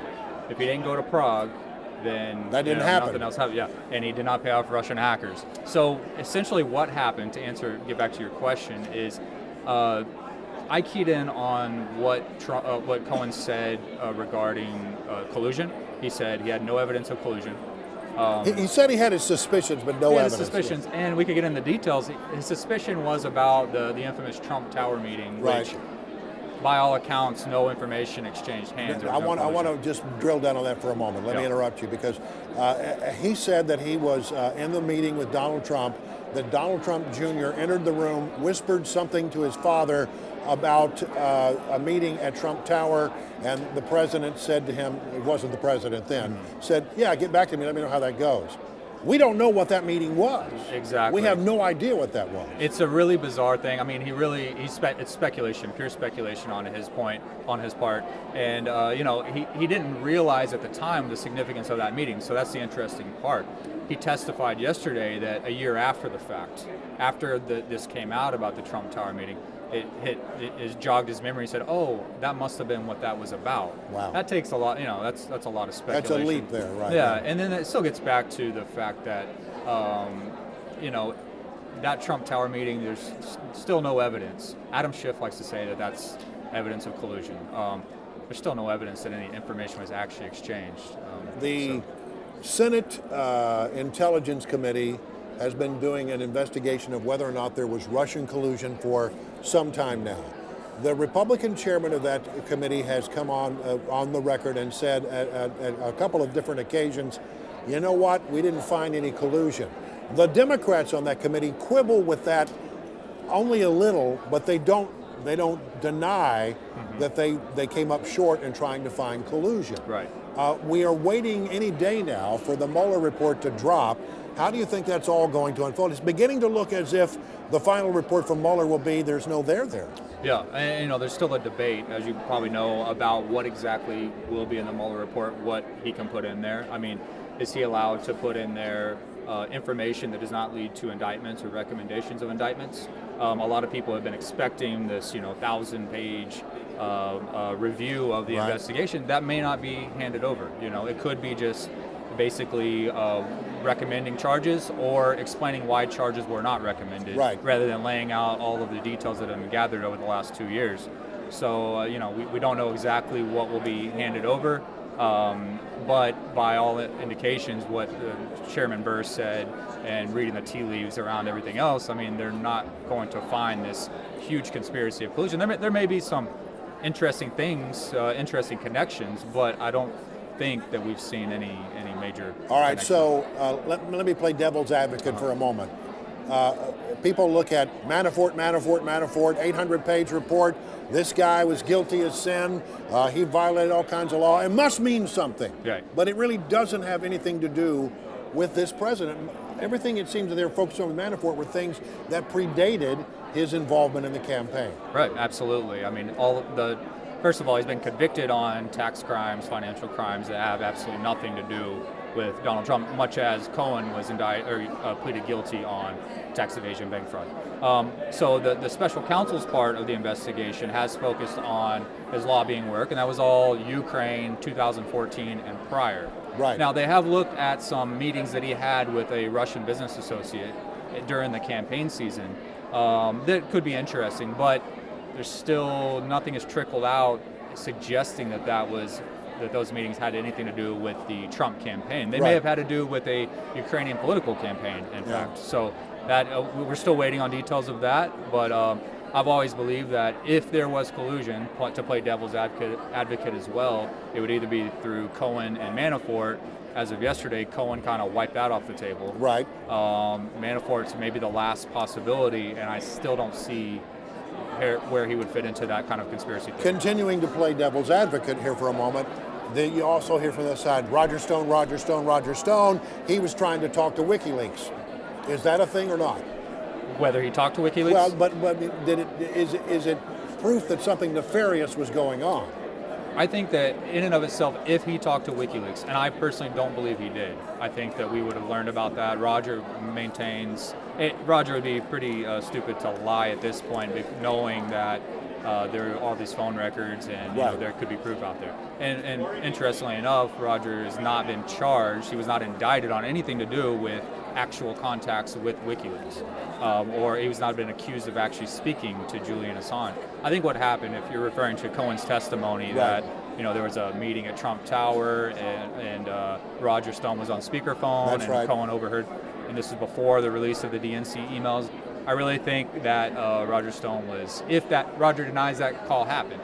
If it did, though, I believe it would have been Roger Stone embellishing his contacts to WikiLeaks, or Michael Cohen just misinterpreting or misremembering what was actually said. Our guest is Chuck Ross with the Daily Caller, who's been doing some great reporting on this issue. Chuck, your reporting has been very strong, and I don't think you've ever had to walk anything back, as far as I know. But there are a lot of reports. Yeah, that's right. Well, that's what you are when you're a journalist. You always have your fingers crossed. You don't make a mistake. But there have been some. Well, it happens like a big bombshell testimony, BuzzFeed story, and everybody goes around and it gets widely reported, and then 2 or 3 days later, we see those stories walk back. Right. That has happened time and time and time again. It has. What's going on in the world of journalism that this happens? That's an excellent question. I think about it a lot, actually, and I think it's just a lot of confirmation bias. You hear a story that confirms your prior. What you think. Right, that President Trump is in bed with the Kremlin. And so anything you hear or any piece of information that comes along, the media in general jumps on it and touts it and pushes it and gets it out there. And with no kind of thought of, hey, how could this be wrong? Or how perhaps are my sources using me for their own agenda? I think we see a lot of that happening. Talk about that for just a moment, because as I am a former recovering journalist who now does opinion, and so there's that. But in the world of journalism, you always wonder whether or not you are being used by a source. And so a good reporter does what to avoid that? Yeah, that's a constant fear, I think. And I'm sure most of, it happens. Sources do have agendas, especially if they're coming to you with a story. They obviously wanted to get that story out for a reason. So as a journalist, you should be you have to be very skeptical of why someone is telling you this particular story. Over time, you would want to develop, confidence. Things that they've told you in the past have borne out to be true, so then you would trust that source more. But I think what has happened in the rush to get a new scoop on Russiagate over the past 2 years, journalists have probably relaxed their standards on that, and anything they hear, I'm not saying they run with every little thing they hear. I think that the standards have just been lowered. If you hear a piece of gossip or a rumor or a source says something, maybe instead of taking that extra step to verify it, they'll run a story on it. And then we have seen, and the best example to me was the CNN story in 2017 in December with the misdated email. Somehow, Don Jr. apparently or allegedly received an email on September 14th about WikiLeaks, which would have been huge because WikiLeaks had not been released, when it turns out, in fact, that CNN sources, who were probably Democrats on the Capitol Hill, told them the wrong date. Gave them just a 10-day difference. Right. Yeah, and that was a big 10 days. And I think they were CNN. Was love to have that kind of story. That's a perfect story for them. So they didn't maybe ask to see the document itself or another additional reporting step. And the BuzzFeed story, which was so out there. Which one? Well, this is the one where, yeah, there are several. But the one I'm thinking about is the one where Mueller actually came in and said, no, that didn't happen. Yeah, yeah. He never speaks. Right. But on that particular issue, he felt like he needed to correct the record. Right, and I saw on BuzzFeed has been circling the wagons to try to prop up that reporting and act as if it's still still accurate. Cohen testified to it yesterday a little bit. He wasn't asked about it as much as I would have liked, but he was asked, why did you guys not come out and correct this story? Why did it take Mueller? And he said, well, it's not our job to play fact checker for BuzzFeed or other news outlets. Yeah. But they got the core point of that story wrong, which was that Donald Trump, actually we don't know when this instruction was given, but Donald Trump did not directly tell Michael Cohen to lie to Congress about negotiations to build Trump Tower. Yeah. Cohen says that he winked and nodded at him and he knew what to do, but we still don't know the details of how that, again, get back to Michael Cohen's perception rather than, or subjective interpretation rather than an objective direction. Talk about how Michael Cohen is being managed on the stage right now by a very astute manager of these kinds of things, crisis manager by the name of Lanny Davis. Yeah. Who is Lanny Davis, and why should that draw our attention? Lanny Davis is, he worked for Bill Clinton in the White House, managed the Monica Lewinsky crisis. Yes. He's stayed with the Clintons ever since. I mean, they're close allies. He's considered a fixer for the Clintons. Yeah. He's one of their stable of fixers for sure. I mean, he pops up every few years. He obviously has an agenda in this. He's a Democrat. He wants Democrats to, take over the White House. He wants Trump to be impeached, and he's managing Michael Cohen's congressional testimony. He basically set up yesterday's hearing, the dog and pony show that took place yesterday. That was Lanny Davis negotiating with House Oversight Committee Chairman to make that happen. Right. He balked more so at the closed-door hearings where cameras would not be present, the Senate intel and the House intel. He was not as keen to have those take place as he was yesterday's, where Michael Cohen goes out and spreads all these, talks about all this gossip of things about Trump. Two more questions. Yeah. Number one, are there big stories that you're working on now that you can give us a little hint about? I'm tracking several different angles. At this point, we're trying to basically put the threads together. There are so many threads here, and actually Judicial Watch has done, I'm plugging Judicial Watch, but they really have. They're representing me on a lawsuit for State Department records concerning the Steele dossier. Christopher Steele's communications with anyone at the State Department, any other reports, because we want to find out how accurate his other reporting has. He's given over 100 reports to the State Department. We want to establish a pattern of whether he's accurate and whether or not the government should have relied on his information to use for the dossier. And whether or not it was credible and had a history of being credible. Yeah. Talk about Judicial Watch, though, finally. That was my last question. Perfect segue. About the importance of what Judicial Watch does. I was talking about it just a minute ago. Judicial Watch files so many lawsuits on their own, but also on behalf of reporters like me, on all these different angles that probably would not get covered. You'll see a story about a particular issue, about Spygate, let's say, and you get some reporting on it, and people generally move on. Judicial Watch, what I like is they dig in, they remember the story, and they chase it, and they dig out the documents for that particular story, and then a year later, when everyone's forgotten about it, they have this batch of documents, and it's great. I love it as a reporter to have that constant flow of information. You don't see the story every day, but behind the scenes, Judicial Watch is working to get these documents. And when we get the documents, we actually then know for sure what really happened in some of these meetings. And you share them with the media. You don't sit on them and hide them from public view. You share them with the public, I should say. You release them for everyone to see, which is another... Chuck Ross with the Daily Caller is our guest here at our Judicial Watch broadcast feed from CPAC 2019. Chuck, a pleasure to meet you. Thank you so much, and keep up the good work. Appreciate it. Thank you. All right. Listen, we're going to take a little break. We'll be back in just a couple of minutes. Stay right where you are. So tell me what's going on. Thank you so much for joining us here at Judicial Watch's headquarters. I'm your host, Bruce Schlesman. With me today, we have Michael Bekesha, who's here to talk about Hillary Clinton. Why don't you fill us a little bit on what's going on with that? Sure, thanks for having me today. You know, it's been 6 years since Hillary Clinton left being Secretary of State, and we at Judicial Watch are still trying to get to the bottom of her email scandal. You know, the reason it's taking so long is because the government is obstructing every step of the way. Just recently, about a month ago, we had another federal court judge grant us and authorize us to take discovery.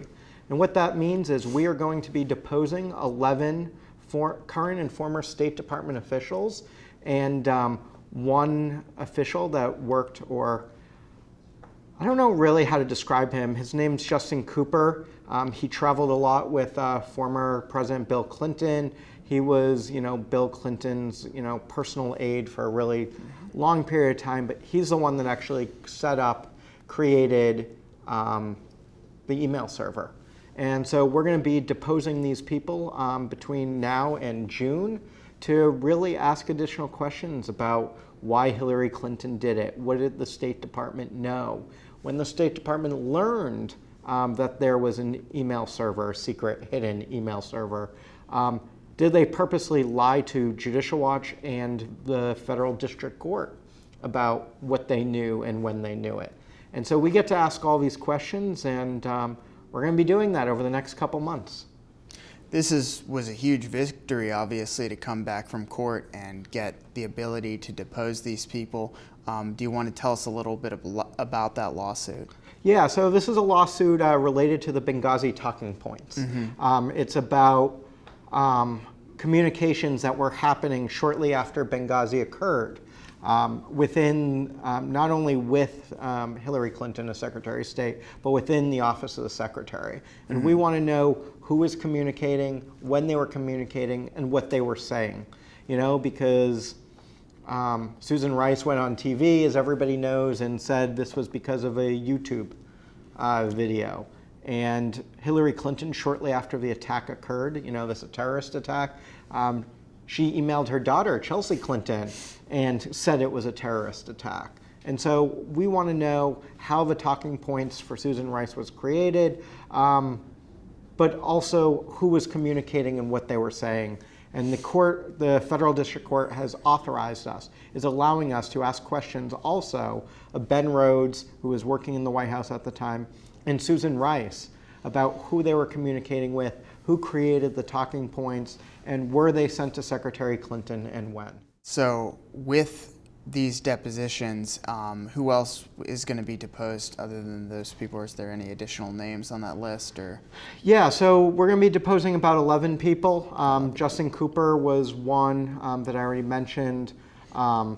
Heather Samuelson is another one. She was a State Department employee, but she's most well known for being the individual that went through Hillary Clinton's emails and decided which ones to return to the State Department and which ones to delete. So we will be deposing her. We're also going to be deposing Jake Sullivan, who is another high-level senior aide to Secretary Clinton. And then there are several other folks we're going to depose.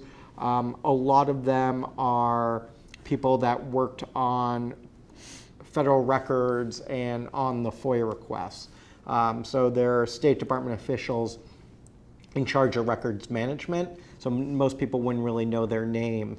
The last person that we'll be deposing that will be interesting is former Ambassador Eric Boswell, and he was the senior security official that wrote a memo early on in Secretary Clinton's tenure saying that she shouldn't be using her own personal BlackBerry to email about State Department business. And based on information we gained through our previous case with Discovery and our other FOIA lawsuits, we learned that Hillary Clinton at some point said to him, "I get it." And so we're going to ask him more about that conversation and other conversations he had or may have had with Secretary Clinton, with Huma Abedin, with Cheryl Mills, about telling them what the security risks were for her to have this her own personal BlackBerry that she was buying at Best Buy or Target, and her own email server. Is there anything you think we're going to gain from these depositions that we haven't learned before? I mean, I think we're going to continue learning new information. We're going to continue asking new questions. Some of these people have testified before Congress. They've talked to the investigator, the IG, but I think what we've learned throughout the process over the past couple of years is that Judicial Watch does a lot better job than even Congress at getting information and making it available to the public. So I am looking forward to the discovery in this case. I think once again, Judicial Watch is going to break ground, break new information. We just have to wait and see what these individuals say over the next few months. And there was obviously a lot of buildup to this groundbreaking victory, but what are some of the other lawsuits related to Clinton that we have going on right now?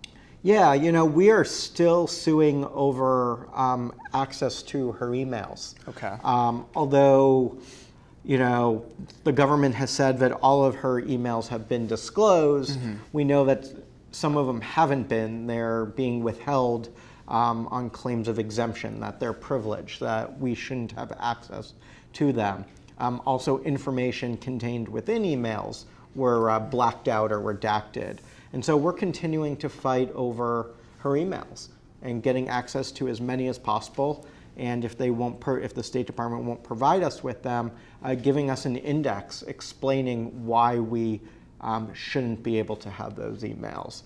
And then we still have lawsuits related to communications between Peter Strzok and Lisa Page, which they were instrumental in the Clinton email investigation, and what looks like preventing or hoping to prevent Donald Trump from becoming president. And so we have lawsuits for all of their communications. We have lawsuits related to Andrew McCabe, recently fired, I believe he was fired FBI deputy director. We have lawsuits related to former FBI director Jim Comey, related to the Clinton email investigation.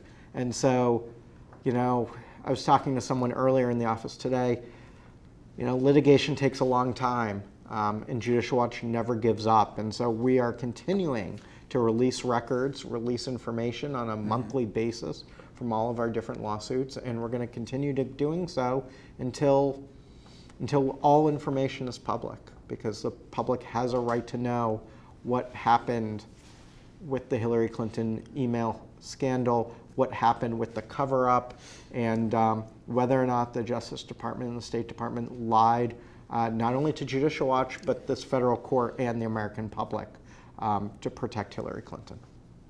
So wrapping up here, where do you think Judicial Watch goes from here with Andrew McCabe, with Peter Strzok, with all our Hillary Clinton lawsuits, with these discoveries coming out? Yeah, I mean, I think what we do is we keep on fighting. We keep on pushing forward, and more records will be released. I would tell our viewers to check out our website, judicialwatch.org. Follow us on Twitter, follow us on Facebook, follow us on Instagram, because we're going to continue receiving records, analyzing the records, and then making them public for everybody to see. Because, in the end, we want the public to be able to make its own decisions about what transpired. Well, thank you so much for joining us here today. This has been a great conversation, and I hope we taught a little bit about what's going on here and where we're going from here. Thanks again.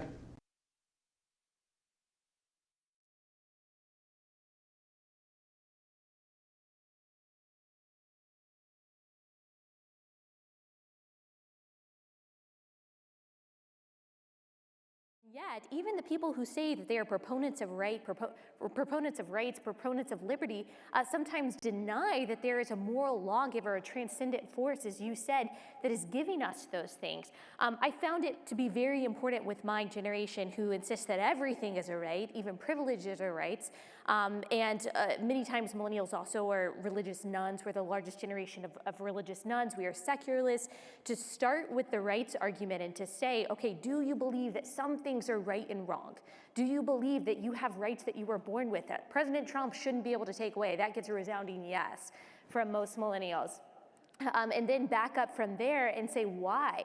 Where does it come from? And typically it gets people to think, why do you believe in human rights? Why do you believe that there are some things that are just wrong, some things that are just right? If you truly just believe in survival of the fittest, if you truly just believe in natural selection, you have no right to say that someone stealing from you is wrong, or doing whatever advances your own interests is wrong. But there's something in us that says no. There is a righteousness that exists. There is a drive in us for justice. And it's important for us to think about that. So often we claim that everything is a right, even the privileges, without thinking, well, what are rights? Where did our rights come from? Is there existence of absolute truth? And these are really fundamental questions that at one point a lot of people agreed on. But unfortunately, with postmodernism that is really kind of pervading academia and different parts of our culture, we've started to question the existence of truth. And so what I'm seeing is, you said, though, that only works for so long. People do desire meaning. They do desire truth and morality. And you see, I think, a shift back in towards the direction of people seeking truth. Well, I think one of the mistakes that conservatives have often made, which is a move that the left wanted to make, is we start with rights. And we always go there first in our conversations. What we should do, which you've said, is really the first question is, what does it mean to be human? Because that's a different question. What does it mean to be a flourishing human being? What is required for that? Liberty is required. Liberty to do what? It asks a whole different series of questions. The Declaration tells us we have the rights to life, liberty, and the pursuit of happiness. What does that mean, to pursue? We are naturally drawn towards going towards something. Happiness, which is, of course, the great classical objective of human life. And they all understood that that means a complete happiness, which leaves open the possibility and actually points us toward the possibility of coming to understand that happiness as a fulfillment in a beatific vision and understand. Hi, everybody. We are back here live at CPAC 2019 at National Harbor, Maryland, just across the Potomac River from Washington, D.C. What is CPAC 2019? Well, CPAC stands for Conservative Political Action Conference, and it is the place where the great conservative minds of our day come to discuss the issues. A fine, long tradition of great conservative thought being expressed here, and people from all over the country come here to hear, the big name speakers, but also to learn more about the conservative movement and ways that they can participate effectively. I'm Brian Wilson, and I have the pleasure here of being your host at the Judicial Watch broadcast. This is being broadcast on various platforms, social media platforms, and I've been told that as many as 6 million people can have the ability to monitor this broadcast at any given time. So hello to everyone from the nation's capital. We're so glad that you're along for our broadcast. Now, from time to time, we will go into the main stage. We'll hear what people have to say, and then we'll have interviews here. Joining me right now is Rosemary Jinks with Numbers USA, and you are an immigration expert about immigration policy. Boy, right now, not a more interesting story out there than what's going on with immigration policy. This is your mic, and I'll let you hold that. Okay, so first of all, right now in Washington, D.C., a big debate is ongoing about what should happen with regard to building a wall. The President of the United States has declared that there's an emergency. Democrats in the House have said, we don't believe there's an emergency, and we're going to try to yank that back. There's a pretty good chance there will be Republicans that will join the Democrats in the Senate, and then it would land on the president's desk. The long term is he would probably veto it, and he probably would not survive, but that's what's going on right now in the nation's capital. How important is it, do you think, to have secure borders? How important is a wall to that process? It's absolutely critical to have a barrier. What they're building is not actually a wall, it's fencing, steel slats that are, the new ones are 30 feet high. It is critical because what is happening is that the international drug cartels right now control every foot of our southern border.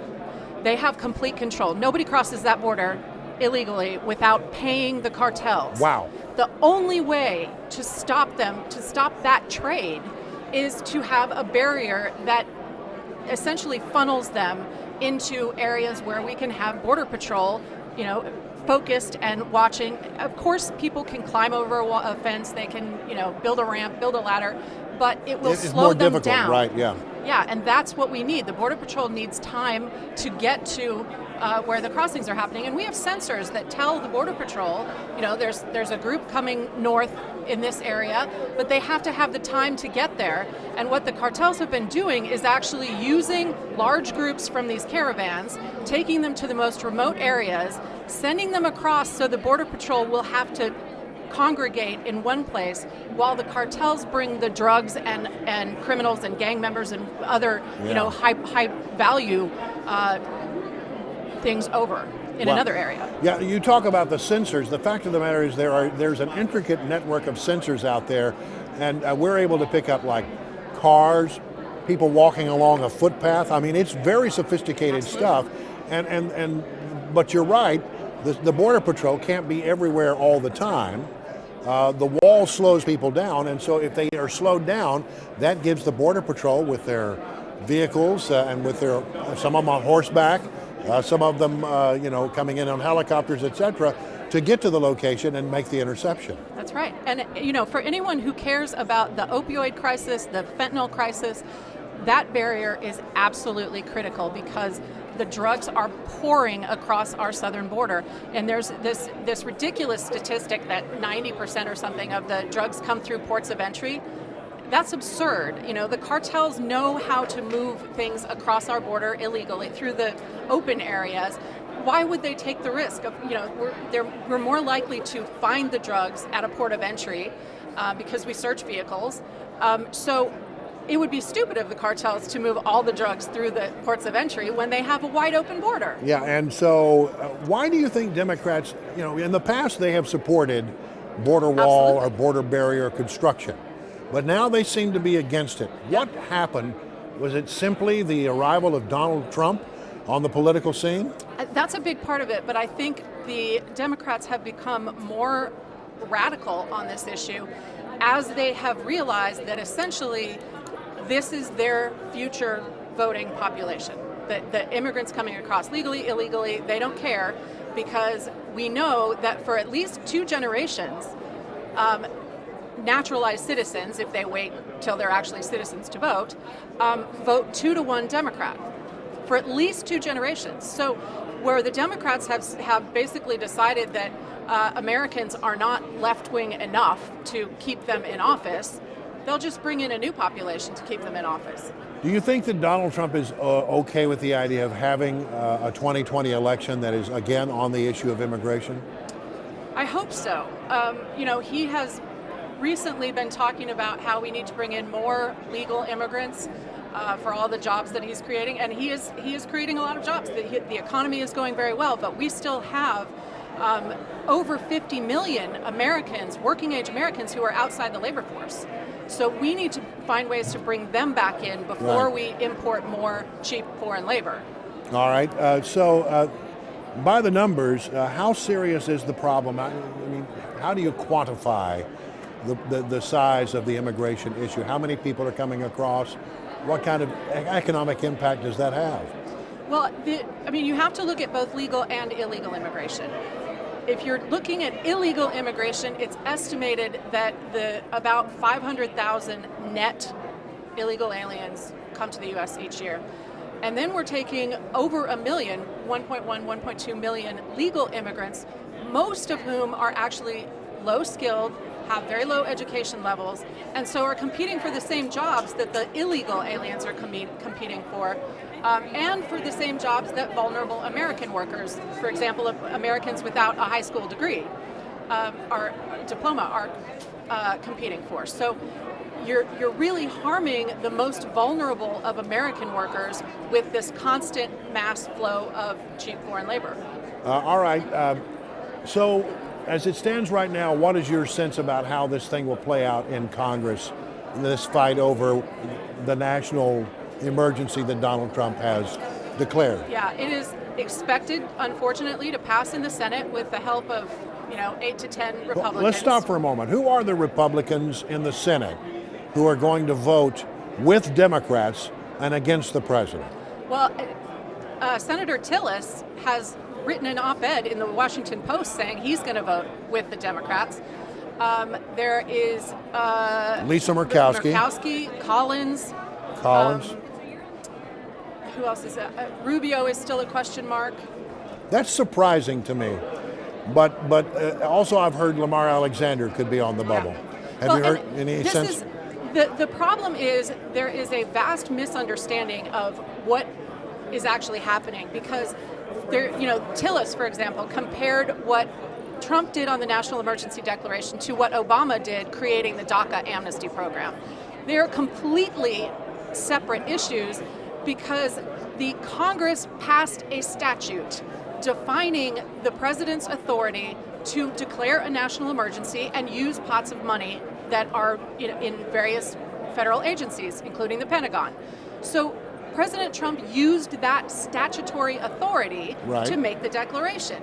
This is not a power grab. This is the president using the tools at his disposal because, other presidents have made similar proclamations. Absolutely, for much less important things than our national security. I keep hearing this morning, I had the opportunity to talk to some what they call angel parents, people who have lost loved ones because of the criminal element that comes across the border. I mean, it's sad, and they are so adamant.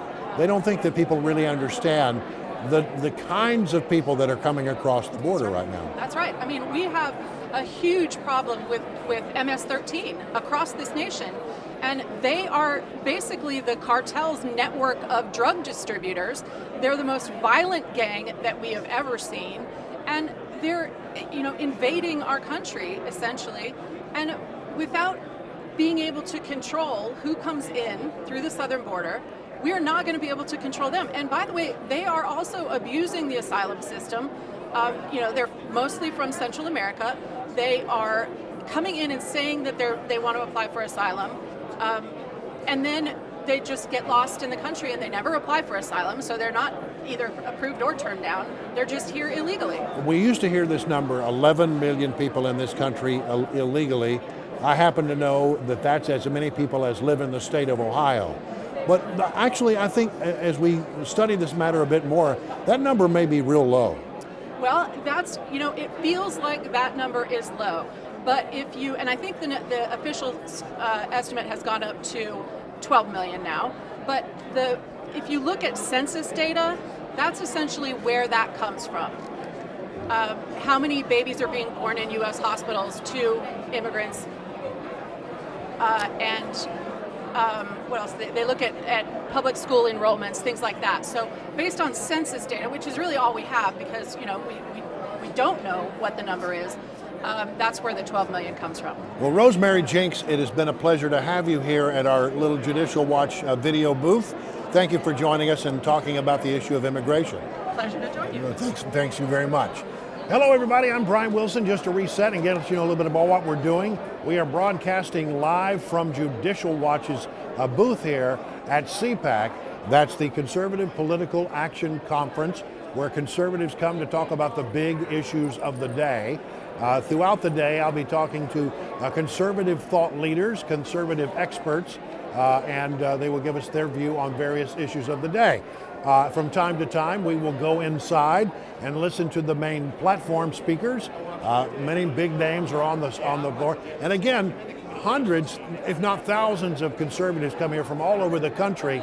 Not only are they here to learn, they're here to pick up details on how they can go back and be more effective conservative, active conservatives on the political scene when they go back home.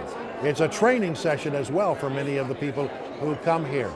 Judicial Watch, by the way, what an honor it is to be a part of this broadcast. I have nothing but great admiration for the work of Judicial Watch and the fact that they go to the nth degree to bring us documents from the government that tell us what's really going on behind the scenes when so many times it's hard to know and government doesn't want us to know. Judicial Watch doing the good, solid work of going through the courts, doing something called FOIA, Freedom of Information Act requests, and they actually get the documents that give us a look into what's going on behind the scenes in government, things sometimes the government doesn't want us to know.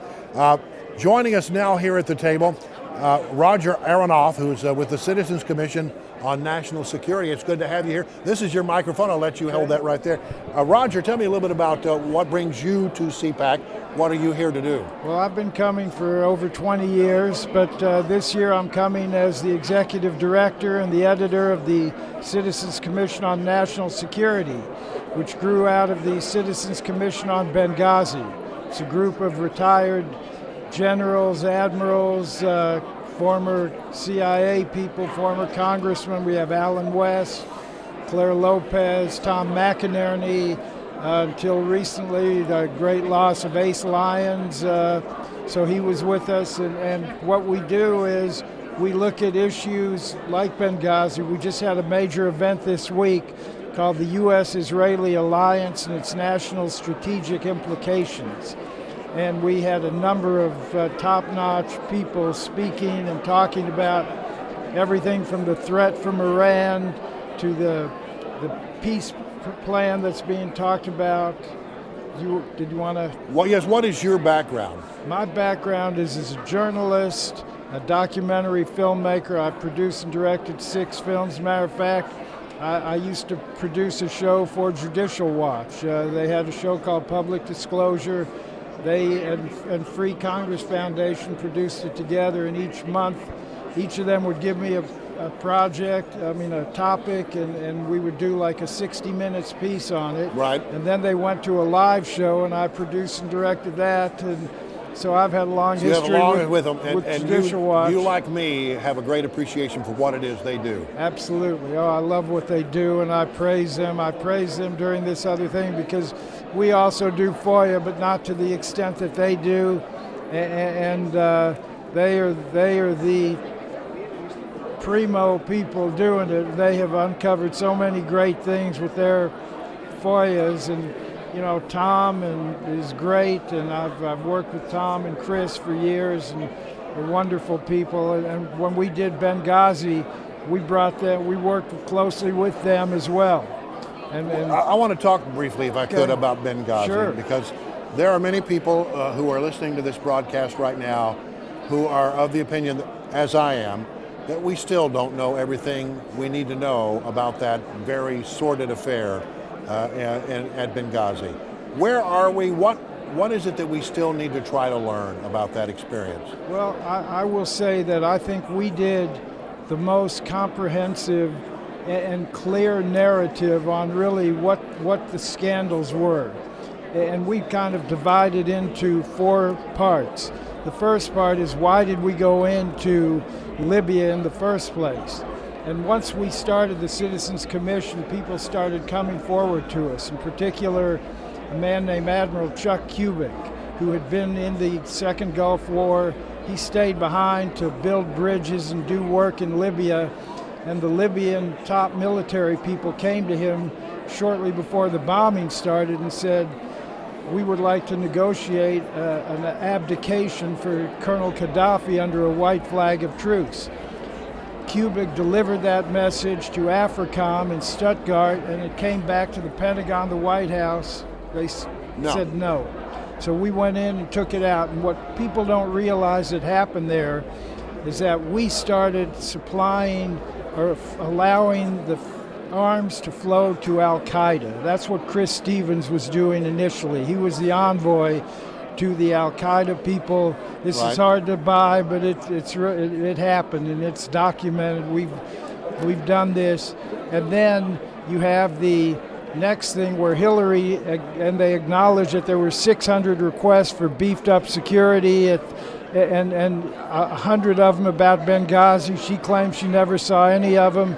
And then the day of, you have the attacks going on.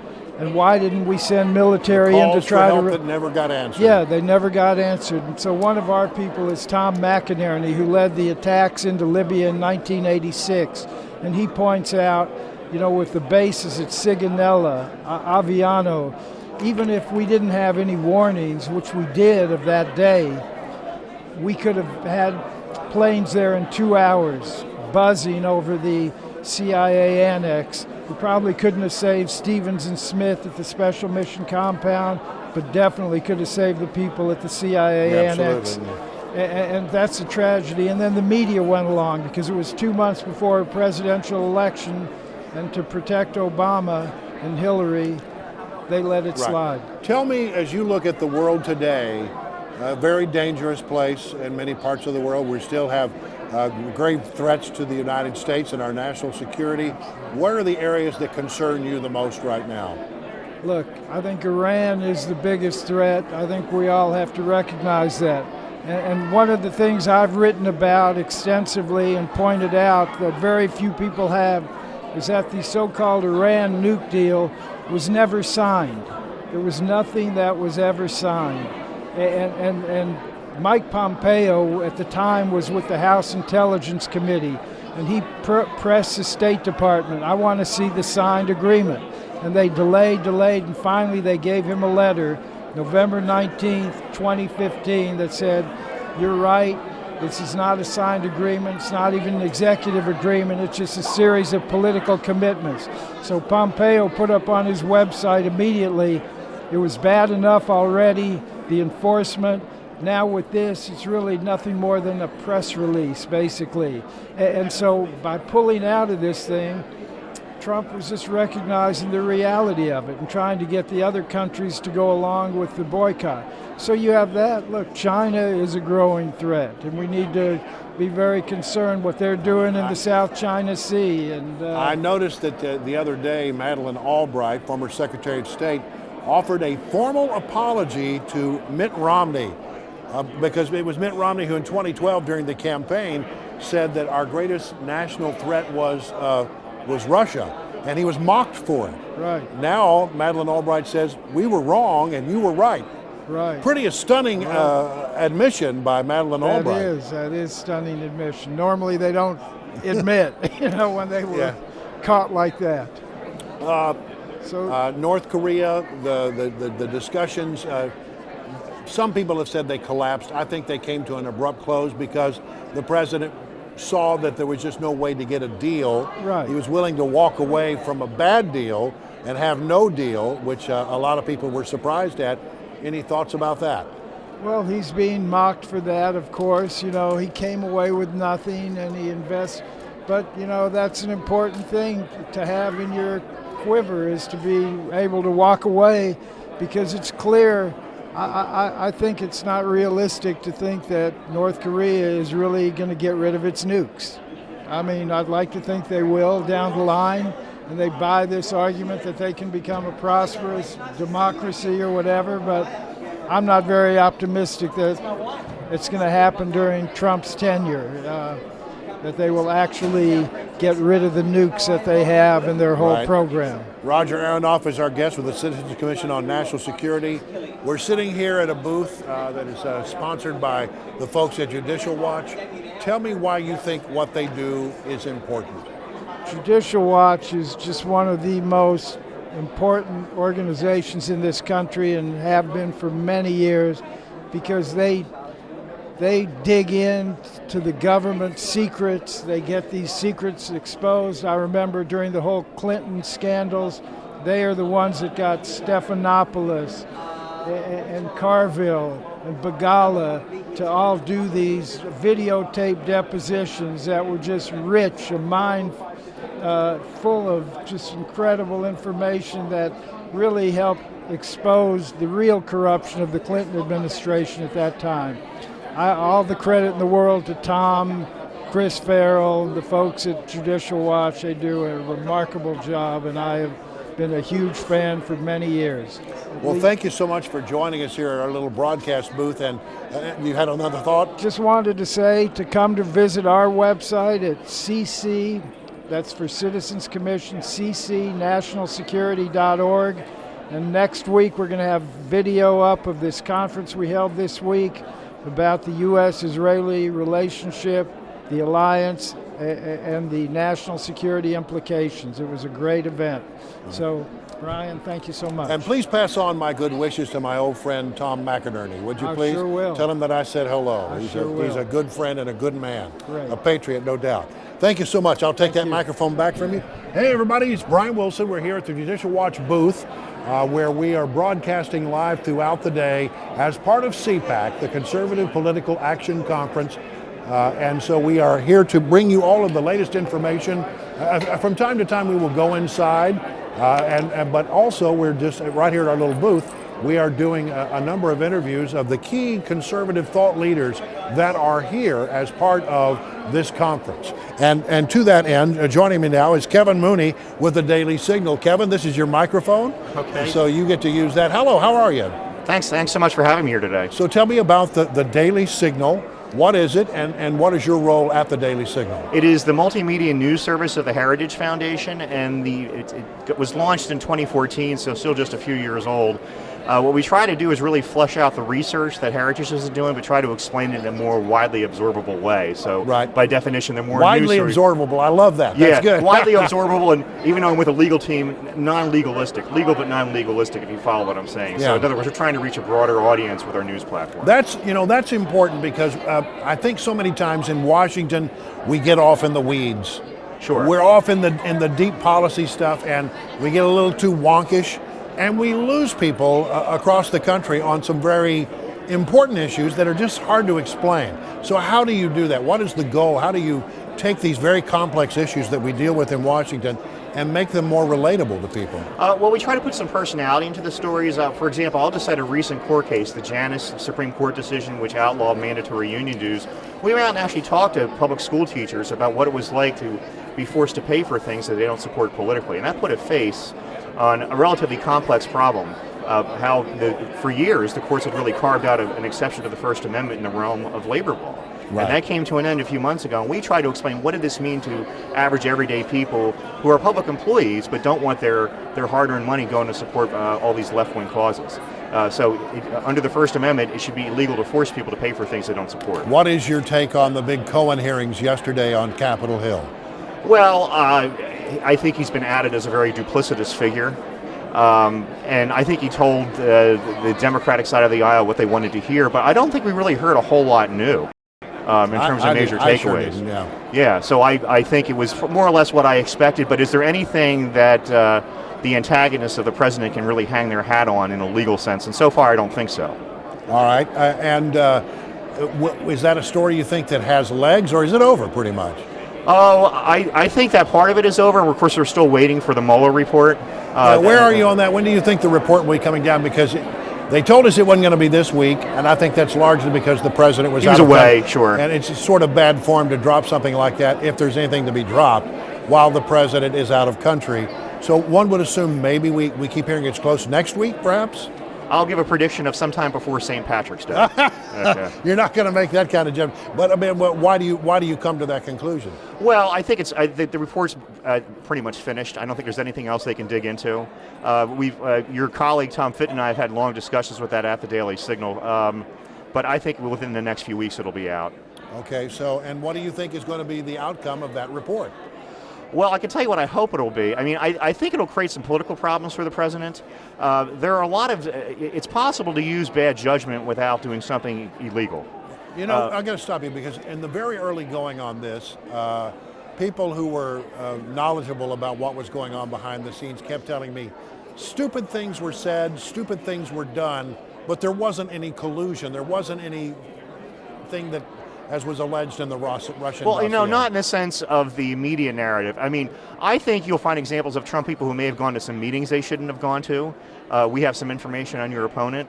So I think it's more or less like amateur hour, you know, seeing Don Jr. and crew going to attend some meetings that had some really bad optics to it. But that's not the same as organizing a coordinated effort. But it also should be understood these were people who were relatively novices in the world of running a political campaign. Exactly. And you have to look at events that occur within the time frame that they occurred. They were running a campaign unlike any campaign that had ever been run before. These weren't the sophisticated political operatives. These were people who were doing it in a very different way, without a lot of experience. By the way, if we're really concerned about collusion with foreign powers, take a hard look at the Clinton Foundation like Judicial Watch has done. So I would say let's at least apply this standard across the board. So I suspect Mueller's report will have some valid criticisms, something that we should all sort of take in and explore going forward. The Russians have always played this game of trying to influence American policy. That is not new. That's gone on since the end of World War II, when they tried to burrow into the State Department. So there's nothing new about this.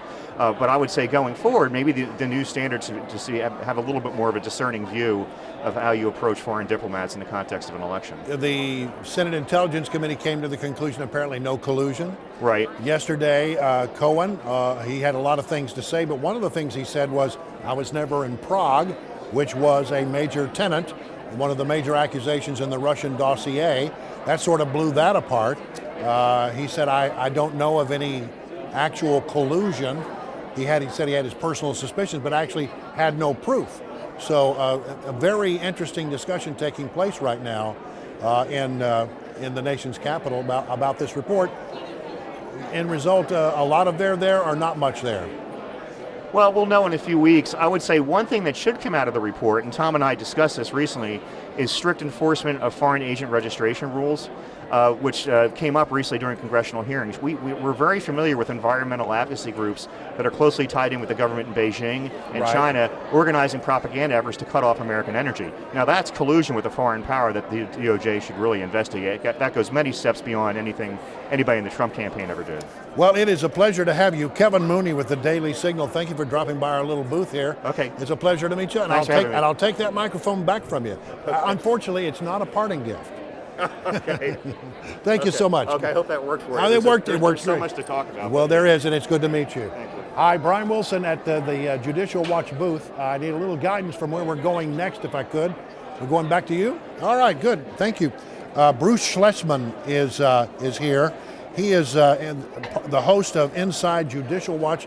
Again, this is your microphone. Don't be afraid to use it. Okay, thank you. And so, Bruce, tell us a little bit about what you do at Judicial Watch and how and the things that you bring. Basically, you're a liaison between the organization and the public. Yeah, of course. So I do a lot of our email newsletters. A big thing that I do, a lot of my job is building that and sending that out and editing that. Our press releases, I send out most of our stuff to the press. Right now in the interim, I'm doing social media and acting social media director. Yeah, so that's kind of what I do. And then I also host Inside Judicial Watch, which, we discussed last time. Tell me about what's happening here. You have a lot of people who follow Judicial Watch on social media. Yeah. It's a lot of people. Oh, it's a lot. It's a lot. And so right now, a lot of people are obviously tuning into this live stream, like looking up at what's happening in CPAC. We got Laura Ingraham coming up from the main stage. So that's going to be a big deal. So like be sure to tune into that. Obviously, we've had a lot of great segments coming up, and we got a lot of great segments coming up soon. Chris Farrell will be speaking today. We'll be interviewing him. We have Lieutenant Colonel Shaffer, who he's an expert on the deep state. We did a deep state panel with him. So that's going to be an incredible interview. He always has a lot of great things to say. And then I believe we have Seb Gorka, who is coming up. Yeah, we got Seb Gorka, Lieutenant Shaffer, James O'Keefe, Hans von Spakovsky, Mark Kokorian with CJS. And as you say, occasionally we'll go to the main stage. Yes. I think Laura Ingraham, someone Laura who speaks Ingraham, here on a regular basis, it will be one of the main speakers of the day. Yeah, and she's always hard hitting, so I'm expecting she doesn't pull any big things punches. from her No, she speech. doesn't. Yeah, absolutely.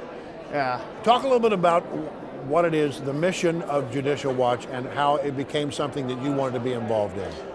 So, the mission of Judicial Watch is seeking out corruption, finding the truth, and just kind of exposing that. So, that's what we do, and we do it every day in the courtroom. So I became involved with that as, that's something I've been following for a long time as someone who's an avid, political person. So, I came to DC looking to be involved in that kind of way. And so most of my job is getting that out there to the public. The lawyers are in courts every day, and me and the team at Communications are just trying to let people know about that. If you're doing that in a vacuum, then you're not letting people know what you're doing. Then you're not completing your mission. Yeah. The idea is not only to get the documents, but then to make sure you share the documents in a way that's understandable for people who want to know what you found. Absolutely. And so we share that with all our members, and that's why we have such a massive following, because people want to know the truth. They want to know what's going on. So that's most of my job, is getting that out there and helping our team get that out there, and working with we have a great team at Judicial Watch, a lot of great people doing a lot of great things to try and let people know about what's going on. All right. One of the things I note here, I don't want to draw too much attention, but you're a young man. Yeah. And there are a lot of young people who come to CPAC. Are you surprised by that? Not at all. I think CPAC has always been something that's more for the students. It's a largely young crowd. You have a lot of groups like Turning Point that are bringing in lots of students and kind of exposing them to conservative thoughts and ideas. So, it isn't surprising to me that so many people, especially at the collegiate level, like in college, who are learning right now, like going on, getting their degrees to get a job out here, like are coming here to learn about what's going on in the conservative world. So it doesn't surprise me at all that we have a lot of students here today. And were you one of those young people who came here before you joined Judicial Watch? Actually, I never made it to CPAC. That was just something cool I never got to do. I ran in college, so most of my weekends were at some meet somewhere in the country. So, yeah. Runner, one of those. Huh? All right, so as you've been on board with Judicial Watch now, what is the one thing that surprised you the most about the organization? I would say how big it was. That's something that I just never really thought of. It's just massive. The organization's massive, and I mean, exposing corruption is a growth industry. Like DC is filled with it. There's plenty of things to expose, exactly. Right? And so that's the biggest surprise to me, is how big it was, how fluid the operation was, how organized it was. I don't know, it's just not something I ever thought about, how big the behind the scenes look was, and now I'm part of that, so that's pretty cool. And what would you say is the most interesting thing that's happened there since you've been on board? What's the biggest story that you've been able to help them get out? We've had so many, but the FISA court docs was a big one. Peter Strzok's tech and Lisa Page text messages, that's a huge one. Everything with Andrew McCabe, that's been a big continuing story and will be. Nancy Pelosi's travel abuses, continuing to get information with the Clinton leaks, and she's supposed to be deposed at some point, or not her personally, but her team is supposed to be deposed. So they have to testify under oath. We're gonna get a lot of great information from that. So, that's another big But story. you have a way of going into the court of law and using the FOIA law very effectively. Why is it that Judicial Watch can get things that members of Congress, for example, can't get their hands on? I don't know about us compared to Congress, but I do know that Judicial Watch is relentless. It's one of those organizations that isn't willing to pull any punches. We aren't tethered to a lot of the politics day in and out that Congress has to be subjected to. I mean, it's by its very nature, it's a political organization. We're a nonpartisan nonprofit. We're just interested in exposing the truth, and we have a lot of more. Because we're outside of it, we have a lot more ability to maneuver free from all of that, the political wheeling and dealing that goes behind the scenes in Congress. So, I'd say that's a big part of it. Is there any truth to the rumor that Tom Fenton really is Superman? I don't know about that, but it is funny how he does wear glasses. Kind of looks like Clark Kent, just a little bit. So yeah, all right. Listen, my guest here is Bruce Schlesman, who is one of the people who works inside Judicial Watch, a host there. You bring stories. What are you working on right now? We got a lot going on right now. This. Yeah, besides this. So what I'm personally working on a lot is just continuing to get out our message. Managed social media has been a massive project that we've been doing, and we're looking to expand and expose that. Go ahead. Yeah, so we're looking to go into that, or I'm looking to do that. That's a big part of my day right now. And we're looking to expand our team and continue building and making this the best operation we possibly can. Well, thank you so much for joining us here. Greatly appreciate your expertise and sharing a little bit about what happens behind the scenes at Judicial Watch. Well, everybody, I'm Brian Wilson. I have the distinct pleasure of being your guide today. It's sort of a rock and roll situation here. We're going to take a little break. We'll be right back.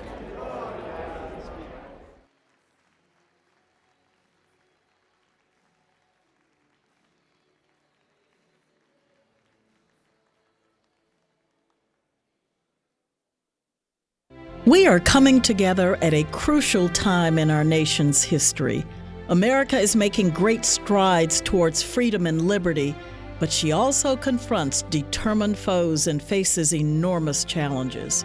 Challenges that strike directly at the core principles that all of us here hold so dear. Free enterprise, limited government, individual freedom, traditional values, and national security. Across America and the world, we see where liberalism has left its devastating mark. In homes, in schools, in communities, and in capitals. That's why our work is so important, and it's what the Heritage Foundation is all about. At Heritage, we're not just a bulwark against the left, we're a battleship for liberty. We are determined to guide America to renewed greatness and to take the fight to liberalism. That's why I'm so proud to serve as the Heritage Foundation's president, and why I'm so honored to join with you here at CPAC in the fight for the greatest nation on earth.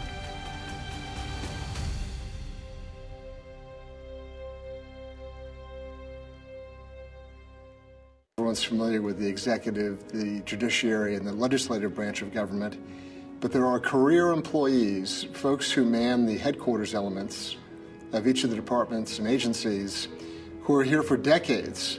They're a professional elite that really have their hands on the levers of government day in and day out, and they actually control many of the functions that people think of when they think of government service.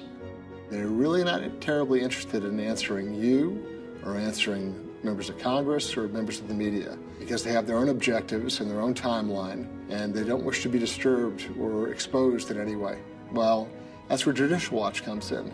Through our investigations and our lawsuits, we uncover information. We're in a constitutional republic, and what our Constitution guarantees is that we, the people, are sovereign over our government. The public, the people, are owed service by their trusted servants.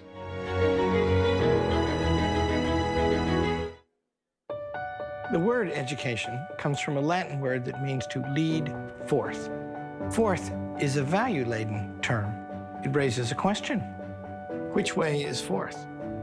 How do you know you're going in the right direction? The easy answer in our time is, it just depends on which way you want to go. Young people almost always say that today. They've been taught to say that. But that's the wrong answer. At Hillsdale College, we understand education to be the pursuit of the highest answer to that question. Discovering the right way by reading the greatest books by the greatest minds in history. Coming to see the meaning of three ultimate and related things: the good, the true, and the beautiful. This is the way forth. This is education.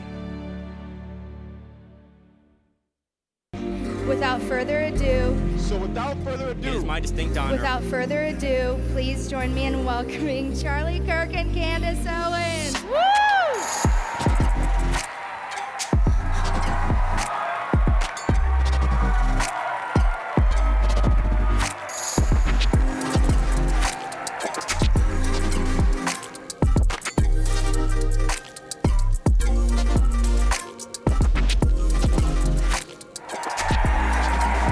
These policies are working, and despite what you hear, despite what you read, we can keep this country going on the right track, and we can make America great again. So thanks for being a part of it. Thank you guys so much. We appreciate you. Thank you guys.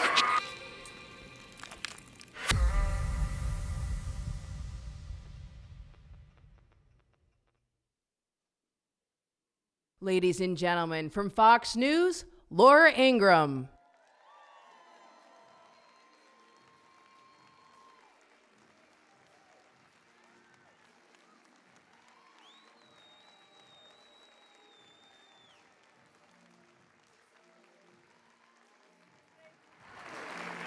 How are you? How you doing? Good to see you all here. It's good to see all our friends and the members of the media. How are you guys? There's a lot of news happening. You guys always have CPAC when like the news is busting out all over. And I don't know if you missed this because you guys have been busy already getting ready for this, but the Democrats have already started announcing their plans for the 2020 Democratic National Convention. Did you know this? Just this morning. They're kind of ahead of the Republicans. It's a little embarrassing. But they're already taking shape, details coming into play, including their theme song. And I can't believe Lady Gaga and Bradley Cooper are going to be singing Shallow.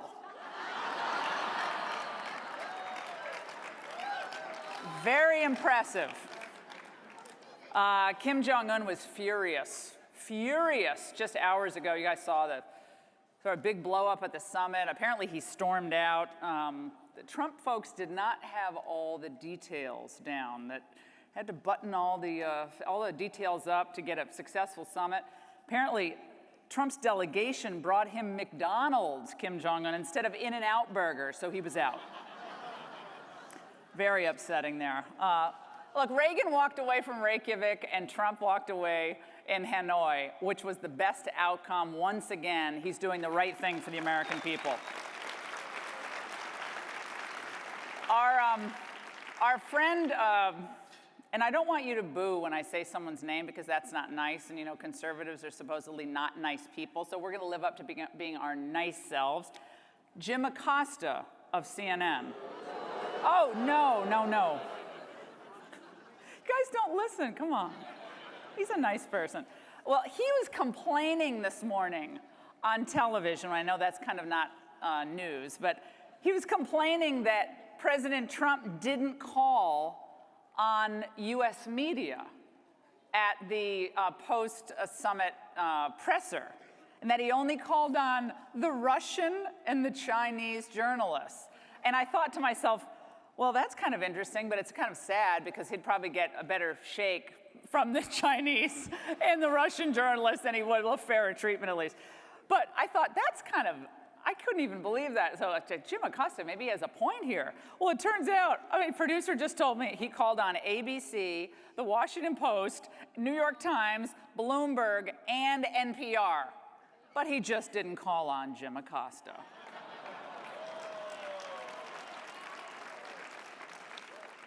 The land of narcissism knows no bounds. My friends, I want to talk about where we are right now in America, because when you look at some of the old predictions, the things that were written and said about what would happen when Donald Trump became president. Paul Krugman, Nobel Prize-winning economist, said basically we would enter a period of a global recession. Bill Kristol, who pretty much gets everything wrong, said that the NAFTA wouldn't go over very well. The NAFTA renegotiation wouldn't go over very well. In fact, we would have a period of turmoil, security problems. It would spur a foreign policy crisis with Mexico. Of course, that didn't happen. Predictions that if the president moved the embassy to Jerusalem, there would be unending chaos and unending bloodshed. Of course, there were some difficult days, but overwhelmingly things have calmed down. On issue after issue after issue, the so-called experts have either underestimated President Trump or gotten it completely wrong. So my question today is there any point in time where these pundits get their pundit card taken away from them? I mean, do they ever get deauthorized as being experts or pundits if you continually get it wrong? And of course, that's not the case at all. They will continue to underestimate, and they will continue to forecast the most dire consequences of Donald Trump's economic and foreign policy. I've taken the new Democrat Party and the new voices in the Democrat Party quite seriously, and I have gotten some blowback for that, including my taking seriously and even complimenting Alexandria Ocasio-Cortez. And people say, well, why would you do that? Like, she's a socialist. Well, I do that Because in this era of Trump peace and prosperity, which is, I mean, these are the good old days, by the way. It's not going to get, or it's hard to see how it's going to get much more prosperous or much better on a foreign policy, geopolitical level than it is right now. Peace and prosperity. But I take people like AOC seriously because she is the thought leader of the Democrat Party right now. She is. She says something, and pretty much every Democratic presidential hopeful or candidate jumps, or they're forced to respond, or they say, well, yes, I see her point, but maybe I'd do it differently. Maybe I'd do it this way. She is setting the Democrats' foreign policy table. I take that very seriously, and so should you. The Democrat Party of today has moved ever leftward. It is a leftward lurch that we've seen before. I was a kid in the 1970s. I remember distinctly when Vietnam vets were spat upon. I remember sitting in gas lines. I remember 17% interest rates to 19% interest rates. I remember the malaise, the despondency, the pessimism, the hostages in Iran. I remember when you called the Soviet Union an evil empire, the gasps were heard across academia and the liberal foreign policy establishment. They believed you could lull the Soviets into a better understanding or bring them into the global community, not by peace through strength, but by an unending period of détente. Well, in the 70s, we saw that ultimately, of course, didn't go very well, and Democrats lost 3 national elections in a row by an astounding margin each time. Bill Clinton comes in and he wins, and then he loses. Of course, in midterms, he tacks back to the center. The era of big government was over, and the Democrats were back in the driver's seat. But now, we're going back to the 1970s all over again in the Democrat Party. The Democrat Party of today responds to peace and prosperity, 3% GDP, lowest African-American unemployment in the United States, Latino unemployment all-time low, business confidence, optimism. They respond to all of that with socialism. They put their hopes in larger government. They put their hopes in dangling freebies to a new generation that does see, student debt, and they remember that there was a period of time where wages weren't going up. We go back to socialism, putting all our eggs in that basket, or hoping that Bob Mueller will save us, or maybe Michael Cohen, or the Southern District of New York. And I look around and I think, guys, how can it be that the Democrat Party, which used to be like all peace-loving, and you don't want any more wars, and you want people to, talk and not fight, which is what Donald Trump is trying to do with North Korea, and now Trump's the problem? I mean, they should be really happy that we have a Republican president who is more interested in making peace, when realistic, than making war. That is good for all of us, my friends.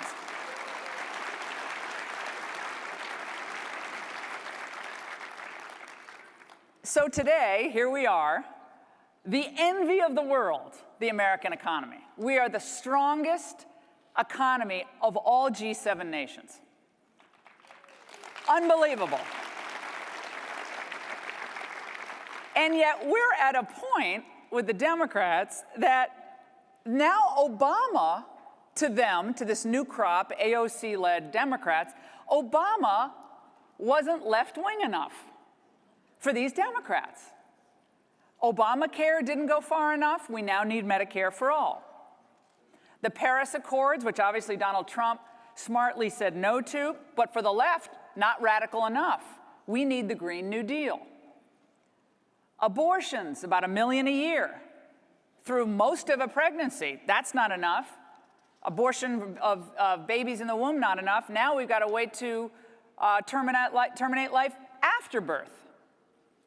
DACA, that's not radical enough. No way. You need voting rights for illegal immigrants. You need to abolish ICE, and you need open borders. Supporting gay marriage, Supreme Court, that's the law of the land. That's not enough for the left. Now it's transgender athletes must compete in girls' sports, high school sports, college sports. And if you disagree with that, you're a terrible, horrible, awful, rotten person. That's where the Democrat Party is today. Martina Navratilova is too conservative for today's Democrat Party. The increase in the minimum wage, that's not good enough. No way. You need wage equality. Even for people who don't want to work. That's my favorite.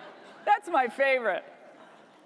And by the way, it's so bad now for the Democrats. They're looking for, they have an identity complex. Now Michelle Obama was criticized this week in an op-ed in the New York Times by an Antioch University professor, Antioch College professor.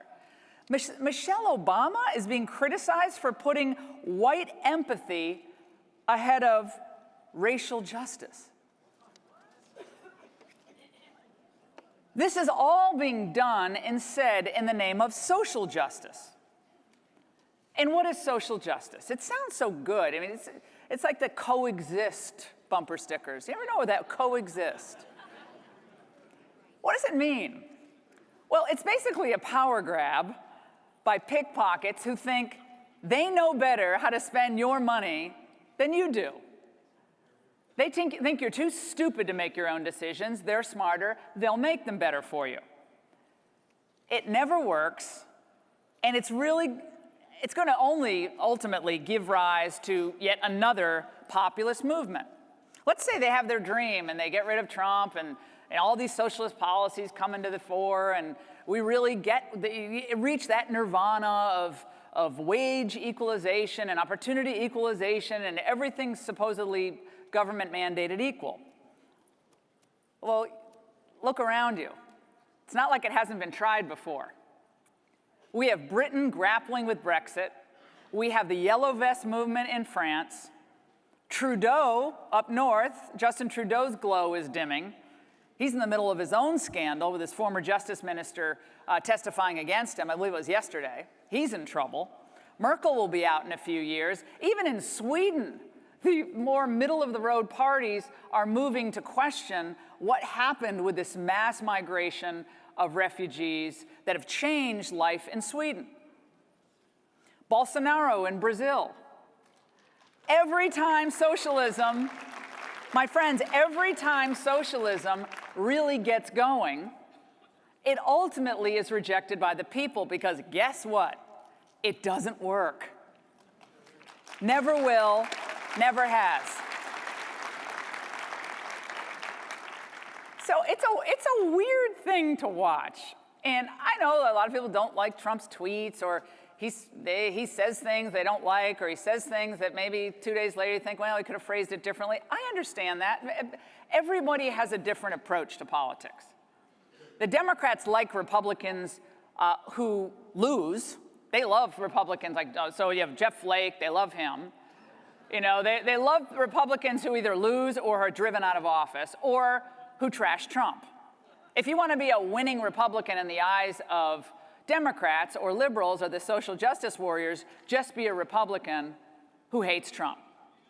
Then you're the perfect Republican. But unfortunately, there is no constituency, real constituency, for that type of Republican. It didn't work, doesn't work. So we're in an odd place where the Democrats under Obama were about hope and change. And now it's resistance and revolution. So today I'm just trying to tell you that this is just a great time to be an American. We are the party of optimism and happiness. You know, we're a movement of free people and free enterprise. We believe skin color should never, ever, ever be a reason for discrimination or mistreatment, ever.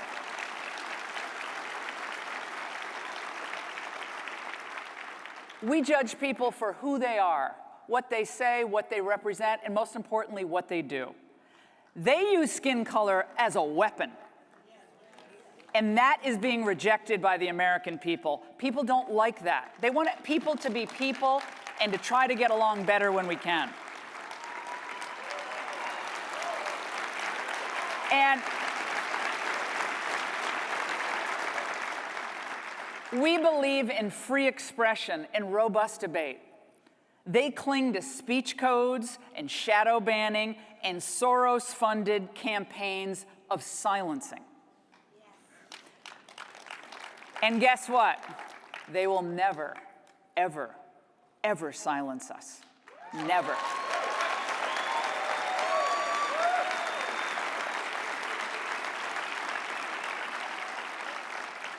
We believe in protecting innocent life.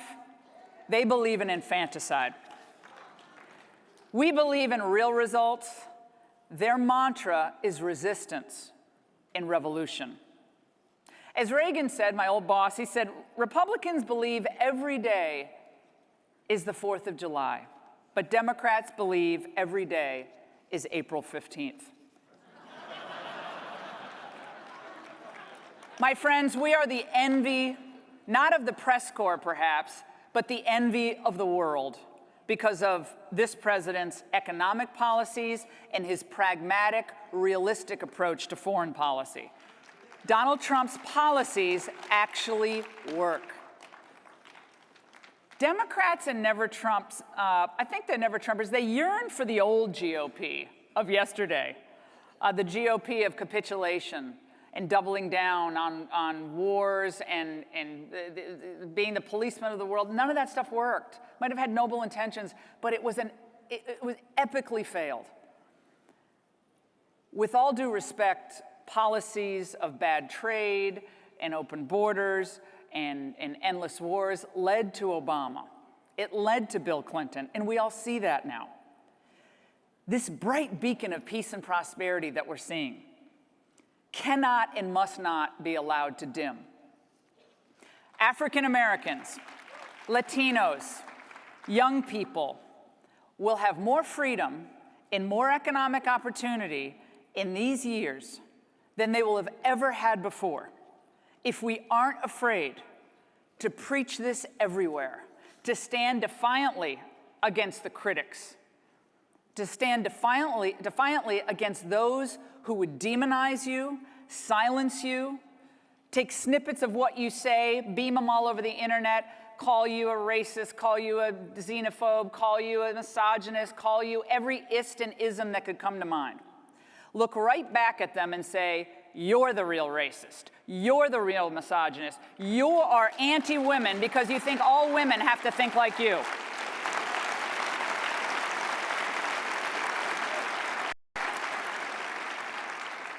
My friends, this is all up to you. We have to reject the false promise of socialism.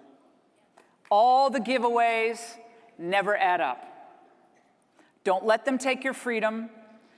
Don't let them frighten you from speaking your mind. They have their truths and their falsehoods. We have eternal truths that will never die, that will never burn out, and that will never be extinguished, ever. Your constitutional rights will be lost if you don't stand to defend them. We have a right to be left alone by an ever-intrusive government. And I will tell you this. I'm not about to kind of relive 1977 and the gas lines and the malaise and the sadness and the lack of optimism. No way. Because putting Elizabeth Warren or Cory Booker or Kirsten Gillibrand or any of the crowd that's going to be running for president in 2020 in charge of our economy is like putting Ralph Northam in charge of your local daycare center.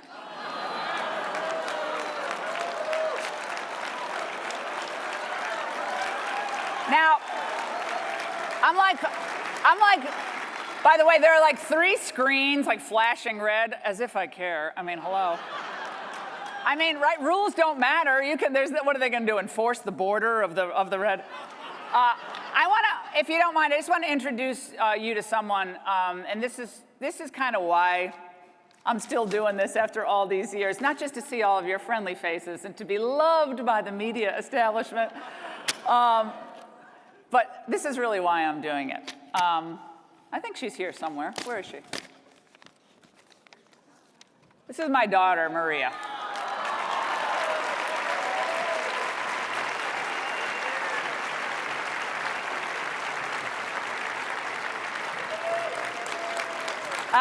This is the future, my friends.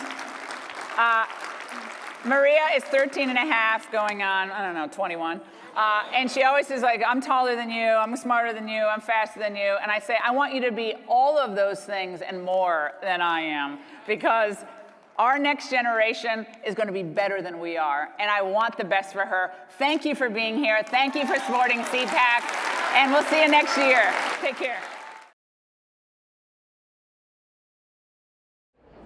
Good afternoon, everybody. We are live from CPAC. Hello, I'm Brian Wilson on behalf of Judicial Watch. We are bringing you live coverage of CPAC 2019. This is where conservatives come to gather and talk and exchange ideas. Judicial Watch has a following of about 6 million people who follow them on social media. Many of you watching there at home know all about that. We thank you for joining us here for this special broadcast. Now, we will from time to time go inside and hear the main speakers on the main stage, but here at our little broadcast booth, we have guests that are dropping by all the time. And what we have for you next is a real treat. We have James O'Keefe is here from Project Veritas. Now, if you don't know about Project Veritas, these are the people that go out and they try to reveal what's going on with democratic organizations, news organizations, all kinds of things with their hidden camera investigations. And it's good to have you here, James. Great to be with you. We actually, the last time you and I talked, you were working on something in the Tennessee Senate campaign involving Democrat Phil Bredesen. That turned into quite a story. Yeah, so that was the Phil Bredesen video where the people inside his campaign were saying he's saying one thing to get elected, and he was just lying about his Kavanaugh record, saying well, we wouldn't actually vote for Kavanaugh. We're just saying that to win an election in a red state. Yeah, and so that's the kind of stuff you do. Shocking things that people will admit on a hidden camera when they don't think that anybody, when they don't want the public to really know. And when there's a difference between how you project yourself in public versus who you are in private, Veritas seeks to shrink that difference. We want to make a more ethical society. And the thing about Democrats in red states is that they kind of have to mislead the voters in order to get elected. So and every single state we visited that was a red state where a Democrat was running, they would say, well, listen, we're going to have to lie about our positions to get elected. Okay, so you've just broken another video. Tell me about that. This was broken yesterday. It's blowing up right now. It's an insider inside Facebook came to us a year ago with secret documents, internal code written by programmers at Facebook that show that they're using a term called deboosting, which is to reduce the distribution of the videos in your news feed, and they don't notify their users that they're doing that. And it seems that this has turned political, that they're using certain keywords such as MSM, mainstream media, lulz, normie, meme sort of words, and they're taking these words and they're using artificial intelligence to mine what's being said in order to censor conservatives. And I confronted these engineers in San Francisco on Tuesday morning, and it's pretty bad. What is their, God bless you. What is their defense for this, or what do they have to say in defense of what they're doing? Facebook responded last night in a Business Insider and Daily Mail article and said that this is they do in fact do this. So, but they said that this is for people who game the system, was the words that they used, who something involving API and gaming the system. So the people that they deboosted, according to our whistleblower, was Steven Crowder, the Daily Caller, Mike Cernovich, and others. And she checked all these liberal websites, and nothing was being deboosted. Yeah. So I checked with Steven Crowder, and I asked him, he said, I did not do what they're claiming. So, and it's not just that, there's also this troll report that we got a copy of. And in this troll report, they list all these words that you're not supposed to use. So, like what? Like MSM, Mainstream media, right. which is, the right has appropriated that word. The left doesn't really use MSM. Right. And then other harmless words like meme words. These are not racist things. These are not Klansman hoods. These are relatively innocuous words. So this troll report is pretty damning, and I think we caught them red-handed, to be honest with you. You know, and that has been, of course, the suspicion in conservative circles is that social media suppresses things that have a conservative bent to them and promotes the things that have a more liberal bent to them. That's what we do at Project Veritas. We confirm suspicions. Yeah. And I think that this is the new power nexus. Facebook, Twitter. I'm wearing a shirt with an upside down birdie, symbolic of our investigation last year, which is the Twitter investigation. The engineers talked about shadow banning people. So this is the MO. And by the way, if you care about elections, good government, Judicial Watch cares about government accountability, you can't get any information from anyone unless that information goes through Facebook, Twitter, or Google. And if they're creating algorithms to prevent you from seeing certain things, this is a big problem. It's also what Mark Zuckerberg said under oath he does not do. Yeah. So this is interesting. So they're having to do, as they say, they have some splaining to do. Some splaining, yes, Yeah. that's exactly right. I have noticed that on Twitter, for example, most of my tweet is job related and is conservative in nature. I've noticed it doesn't seem to have as much impact, not as much activity around the tweet. Am I alone in having that experience? No, everyone's come up to me here and said I've suspected they're doing that to me too. Yeah. It seems to be the words that we use, that the conservative movement uses. It seems to me that they've identified some of those harmless words as problematic. And one of the things the whistleblower showed me, she logged into the back end, and there was some language from the executives inside Facebook that said we don't want to reward divisive content. What does that even mean? People divisive it's not necessarily divisive, it's just a different viewpoint. It's just First Amendment. I mean, people disagree. So, but this is the issue of the day, right? They want there's one way to think. You have to be this sort of utopian, we're all in agreement. Well, we're not in agreement. The country's very divided right now. It is very divided, It's extremely divided. I would say it's majority center-right, but it's divided. And these engineers are trying to create these algorithms which will prevent the words that cause division. So what you do at times becomes very controversial in some of the mainstream reporting. How do you deal with all this? Because you know when you drop something like you just dropped, well, you know what's going to hit the fan. Well, Business Insider had a headline this morning that wrote, and I quote, anti-Facebook activist produces stunt. I mean, you gotta laugh because first of all, this is the least stunty thing I have ever done. These are documents.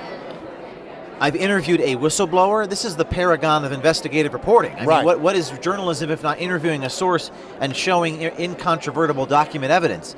But what are you going to do when the media attacks you? You just keep going. You just keep producing. And I think that the fact that they're attacking us is evidence that we're over the target. Facebook issued a response within an hour, and they did confirm. They did confirm that this deboosting thing in fact happens. What I'm anxious to see them say is, if you don't know that you're being deboosted, that's the issue. They have to notify. In defense of Facebook, they do have policing mechanisms when your account gets taken down. Right. It's a pretty fair process. You can protest to get it to put it back up. Like Raheem at Breitbart had this happen yesterday. But we're not talking about that. We're talking about, on the back end, your stuff being deboosted without you knowing. Wow. And we, social media has become so important to our day-to-day lives. It's become such an important platform for information. It's almost feeling as if the table is not level for conservatives. And good work. Keep up the good work. And I know you can't talk about the things that might be coming, but you got some other things in the We always have things in the pipeline. I can never talk about it, but Facebook, Twitter, Google, these are in the mainstream media, education, government. We work with Judicial Watch on our deep state stories back in October, where we exposed the State Department guy and the Department of Justice individuals who were targeting people. So just stay tuned. All right, we will. James O'Keefe with Project Veritas. I'll take that microphone back from you. Thank you so much, and thanks for dropping by to chat with us here at Judicial Watch TV.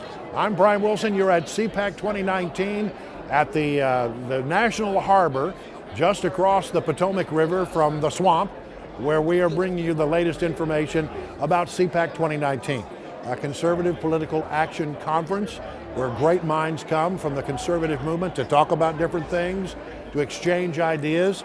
Newsmaker interviews taking place here, pretty amazing stuff. Now from time to time we'll go inside the main stage. Tomorrow morning we are being told Vice President Mike Pence will be here to give his speech, and a lot of people are very interested in that. The conference continues here at National Harbor through this weekend, but conservatives come from all over the country to exchange ideas, to talk about the things that are important to them, and to learn how they take their conservative ideas and move forward. I am very pleased to have with us our next guest, Hans von Spakovsky, a man who knows probably more about the issue of election integrity than any man on the planet. And Hans, it's good to see you again, my friend. It's good to see you. This is your microphone, so thank you. Use it wisely. Gotcha. Hans, so many times right now we hear people from the left say, there is no election fraud. It doesn't exist. It's a figment of the right's imagination. And yet, that goes counter to everything else that I feel and that conservatives feel about the process. Let's talk real numbers. Sure. How much election fraud is there, and how concerned should we be? Well, look, we don't know the answer to that because there's never really been any systematic, widespread national study of this. What we do know is the Heritage Foundation, where I work, about 2 years ago, we started collecting cases. And this is a sampling of cases from across the country. And we were very strict in our parameters. We would only put in a case where somebody was actually convicted in a court of law or a judge ordered a new election. We're now up to almost 1,200 cases from across the country. Where there have been actual convictions. Actual convictions. And that includes a case we're about to add, for example, of a mayor of Gordon, Alabama, who was just removed from office because he was convicted of engaging in absentee ballot fraud.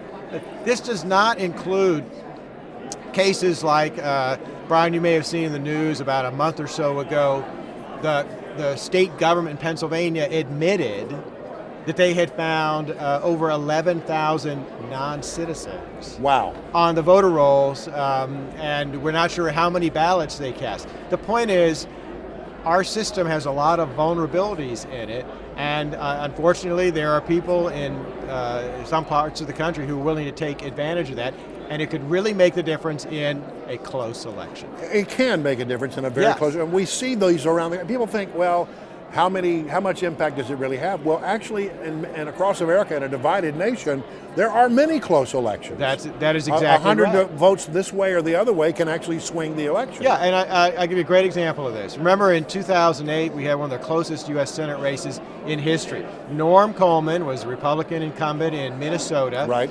On Election Day, he was declared the winner by a little under 1,000 votes. Al Franken contested the election after 8 months of litigation. Franken was declared the winner by about 300 votes. Well, after the election was over, a grassroots organization there got hold of state records, and what did they discover? 1,200 felons had voted illegally in that election. That's 4 times the margin of victory. So that fraud in that election by people voting illegally, that made a difference in that election. Yeah. You talk about how we are now beginning to suspect more and more that people who are not citizens of this country are voting. I think that's surprising and shocking to most Americans. How do you quantify that? How do you actually get at that number, and how do we stop it from happening? It's hard to get at that number. There have been another number of studies recently, besides, for example, what happened in Pennsylvania. A couple of years ago, some professors did a study looking at a survey of voters. Based on that survey, they estimated that in the 2008 election when Barack Obama was elected, that about 6% of the non-citizens who were the U.S. voted in that election. Now, that may not sound like a large number, but these professors pointed out that that might have been enough to throw the state of North Carolina to Barack Obama because he just squeaked by in winning that state. Yeah. So one more example, Virginia. There was a recent study that showed that about 5,500 non-citizens had been on the voter rolls, had cast about 7,500 ballots before they were deleted from the rolls. We've had 2 state attorney general races in Virginia in the last dozen years decided by less than 1,000 votes. Yeah, so it does matter. It really does matter. All right, every time a conservative politician suggests we need to tighten up our election laws, right, there is almost a reactionary scream from those on the left. Why do they not want elections where we know the people who are voting are authorized to vote, and that we are doing away with people who should not vote? Why would you be against something like that? Well, there are some people who honestly but mistakenly believe that any kind of increases in the security of the election process are going to keep eligible people from voting. We know that's not true. I mean, a great example of this is, anytime we talk about requiring a government-issued photo ID when you vote, which is a common sense idea, folks claim, well, that's going to suppress votes, it's going to keep minorities from voting. There was a study released just about a month ago, looked at 8 years worth of data from across the country, and it concluded voter ID does not keep people from voting. You hear this all the time, though. Yeah, but it's not true. But I think there are other folks who they don't want an increase in the security of the election process because it will make it too hard to manipulate election results. Is this why, people have suggested that this is why Democrats very much don't want to tighten controls on the border, is that they look at this as a potential group of voters, and that many people who come here illegally will find a way to cast a ballot in future elections. Yeah, I'm afraid that's true. It also, I think another reason Democrats want it is because they know it will increase their power in the House of Representatives. Why do I say that? Because, after every census, we do apportionment. Right. Congress decides how many members of the House of Representatives each state gets. And guess what? How they do that? It's based on total population. So, for example, the more illegal aliens you have in the state, the greater the chances you'll get another representative in Congress. California probably has between 5 and 6 members of Congress they would not have if we did apportionment based on citizen population. But they were trying to ask in the census that question, and it got very controversial. You can't ask the people in a census, they say, whether or not they are American citizens. Yeah, and that's why the left doesn't want that, because they don't want us to have accurate data that would allow us, for example, to do redistricting based on citizen population. So are you saying to me that if the census were able to accurately identify whether or not people who are counted are either U.S. citizens or not U.S. citizens, that California would lose House of Representative votes? Well, they would have to change the way the apportionment is done. Wow. But we can't do that now because right now we don't have that data. But if we get that from the 2020 census, then we can not only potentially use it for apportionment, we can also use it for redistricting and actual drawing of boundary lines. I've never heard. That's fascinating, and who knew that way the problem is that big. So where are we right now on that question of whether or not the Census Bureau, when they go out to do the census in 2020, can ask the question about whether or not you are a citizen or not? That doesn't mean that you're going to turn everybody in, right? But it just means that we want an accurate quantification of who out there is a U.S. citizen and who is not. Well, a federal judge in New York about a month or so ago issued an injunction telling the Trump administration it could not add a citizenship question to the census. However, that case was appealed. The Supreme Court 2 weeks ago said we are going to take the case. They're skipping the Court of Appeals. Wow. And they've scheduled arguments for April. This is very rare. The Supreme Court will allow a case to skip the Court of Appeals, but time is of the essence. They've got to have an answer on this in order to, by the summer, be able to start printing the tens of millions of forms they're going to need. So we're going to know, the Supreme Court's going to hear the case in April. We will know by the end of June whether this question can be added or not. Hans, you work for Heritage Foundation, which is I think there are two great organizations in Washington that do a lot of great work. One of them is Judicial Watch, where we're broadcasting from now. The other is the Heritage Foundation. It is such an important institution in this town for taking conservative ideas and putting them forward and fostering a good conversation about those issues. Oh no, I have to agree, but I also have to compliment Judicial Watch. Yeah. I mean, Judicial Watch, they do a lot of work in a lot of different areas, but even in the election area where we work, they just forced Los Angeles to settle a case that Judicial Watch filed against them because Los Angeles was not cleaning up their voter rolls. They weren't taking people off who had died, who'd moved away, and Judicial Watch's lawsuit forced Los Angeles, they settled the case and agreed to finally clean up their voter rolls. Well, it's a pleasure to have you. Hans von Spakovsky, you work for Heritage, and I would say the preeminent expert on issues involving voter integrity. Good pleasure to see you again. I'll take that microphone from you. Thanks again, Hans. Good to see you. Hello, everybody. I'm Brian Wilson. You are watching Judicial Watch television coverage of CPAC 2019. I need a little guidance on where we're headed next. Oh, okay, I see it. We are doing what we call the transfer, where I vamp for a little bit and a new guest sits down and we continue our conversation. CPAC 2019 coverage continues here all day this afternoon, and then we will be back here tomorrow at about 10 o'clock to continue our coverage from CPAC 2019. Joining me right now, Mark Krikorian, who is an expert on the issue of immigration. It's good to have you here. Thanks a lot. I'm going to let you hold the microphone. Dressed in a snazzy spring suit. What can I say? It's feeling warm outside. It is. Springtime is arriving. Immigration, it is really I think the preeminent issue in Washington right now. There's a big fight happening over on Capitol Hill about whether or not the President of the United States should be allowed to declare a national emergency and build the wall down on the border. Your thoughts about where that all stands?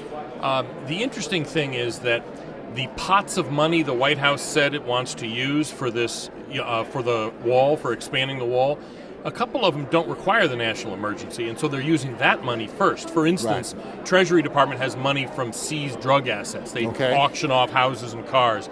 That is just Congress authorized permanently used for any law enforcement purpose. So that's what they're going to use first. So they may actually get through the whole year without ever using any of the money from the national emergency declaration. So the whole thing may end up kind of being a non-event because you really can't sue the president over something that he hasn't done. What they can do, though, is try to vote down the national emergency because that's in the law, and the House has already voted it down. Right. What was it? About 13 Republicans, I think, joined all the Democrats.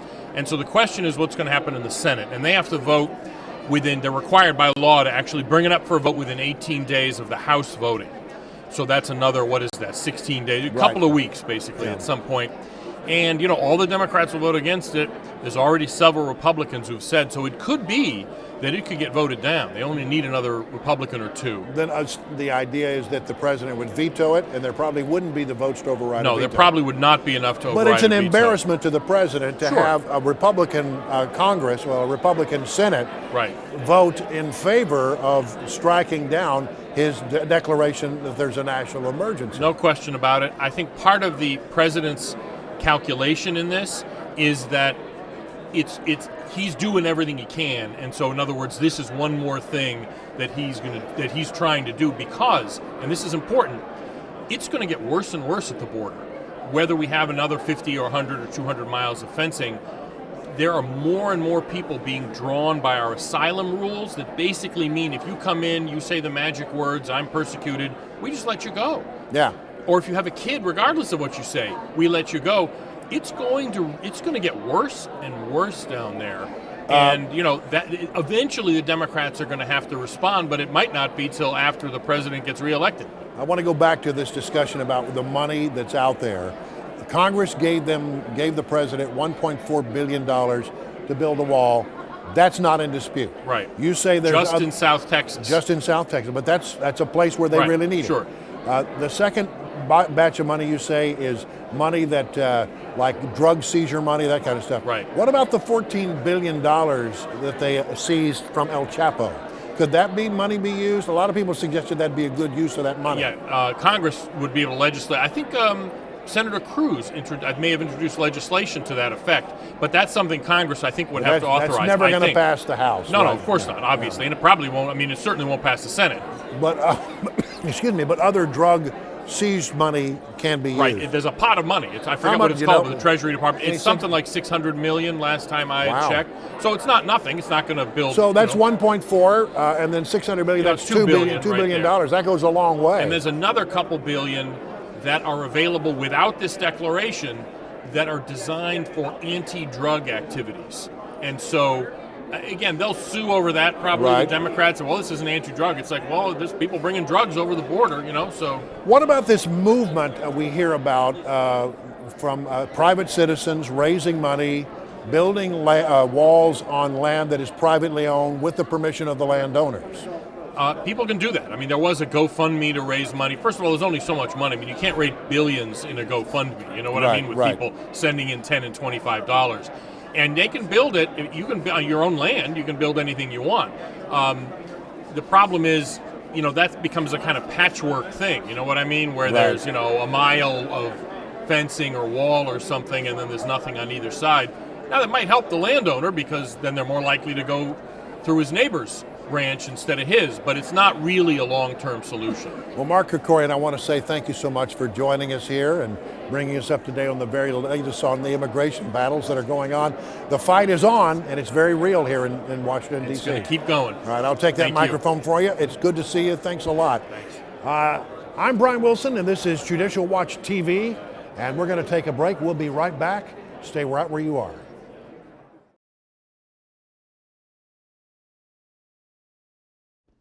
Welcome back to Judicial Watch headquarters. I'm your host, Bruce Schlesman. With me here today, we have Irene Garcia, one of our investigative reporters. Thank you so much for joining us. Thank you for having me.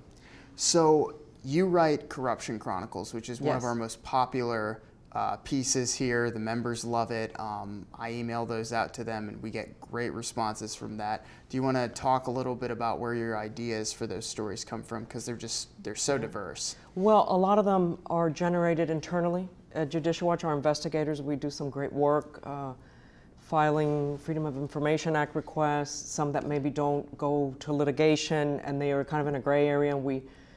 Some of them we get the records back and they make for great stories. Mm-hmm. Some of it are contacts supporters will call, or I dig through government agency records myself, go sometimes to their website, Inspector General reports of the different government agencies. So it's from a variety of places. I try to keep it diverse and not just focus on one area because we do so much, and just kind of get the word out there of what's going on in government that maybe the mainstream media will not report, or it's not considered newsworthy to them. I believe is newsworthy to us and to the general public. So we do a lot of investigative reporting, and you're one of our people on the ground. Do you want to tell us a little bit about on the ground work, what goes into that? How do we decide where we need to investigate on the ground, and what does that process look like? Well, of course, we're nonprofit, so we have limited resources. We can't go to every event, but when there's a big event, like years ago, I went to Chicago to cover the Rod Blagojevich trial, the governor who was on trial there, who basically sold Obama's Senate seat, and a lot of union involvement in that. So I went there. I've gone to Guantanamo a couple times to cover the 9/11 trials. And then more recently, we've done a lot of work on the border. We went to Sierra Vista, which is a small border town in Arizona, talked to the ranchers, kind of the reality of what's going on there. There's a lot of crime down there. These 4th, 5th generation ranchers find dead bodies on their ranch, almost daily. The drug traffickers are preventing them from enjoying some of their favorite pastimes, like riding their horses on their ranch. So we went down there, did a big story on that. And then recently, the caravan, when that got started, the Central American caravan, we went down to Guatemala, to the Guatemalan-Honduras border, and did some good reporting there, because the media, the mainstream media up until that point, a few days into the caravan, were reporting that a lot of the folks coming were women and children seeking a better life, and the typical immigrant story of the desperate immigrant. So we went down there to see what was going on, and it was much different. My experience was I saw a lot of young men, some of them with fancy tennis shoes, backpacks. A lot of them had admitted to me that they had been deported from the United States and they were trying to get back in. They were emboldened, they were cheering, this was very organized. So we exposed that, and I think that's important for the public to know the truth, what's going on down there, and not what the media, not to be limited to getting their source only from the media. So with your border visit to Sierra Vista and that story you wrote on it, I remember it pretty well. Do you want to tell us a little bit about that story and like what went into it and more about that border visit? Yeah, that was interesting because we were on the ground for like a week and visited with different ranchers, but specifically spent a lot of time with this one rancher who has been there for 4 generations, and his sprawling ranch is like tens of thousands of acres. Wow. And the backyard is the border.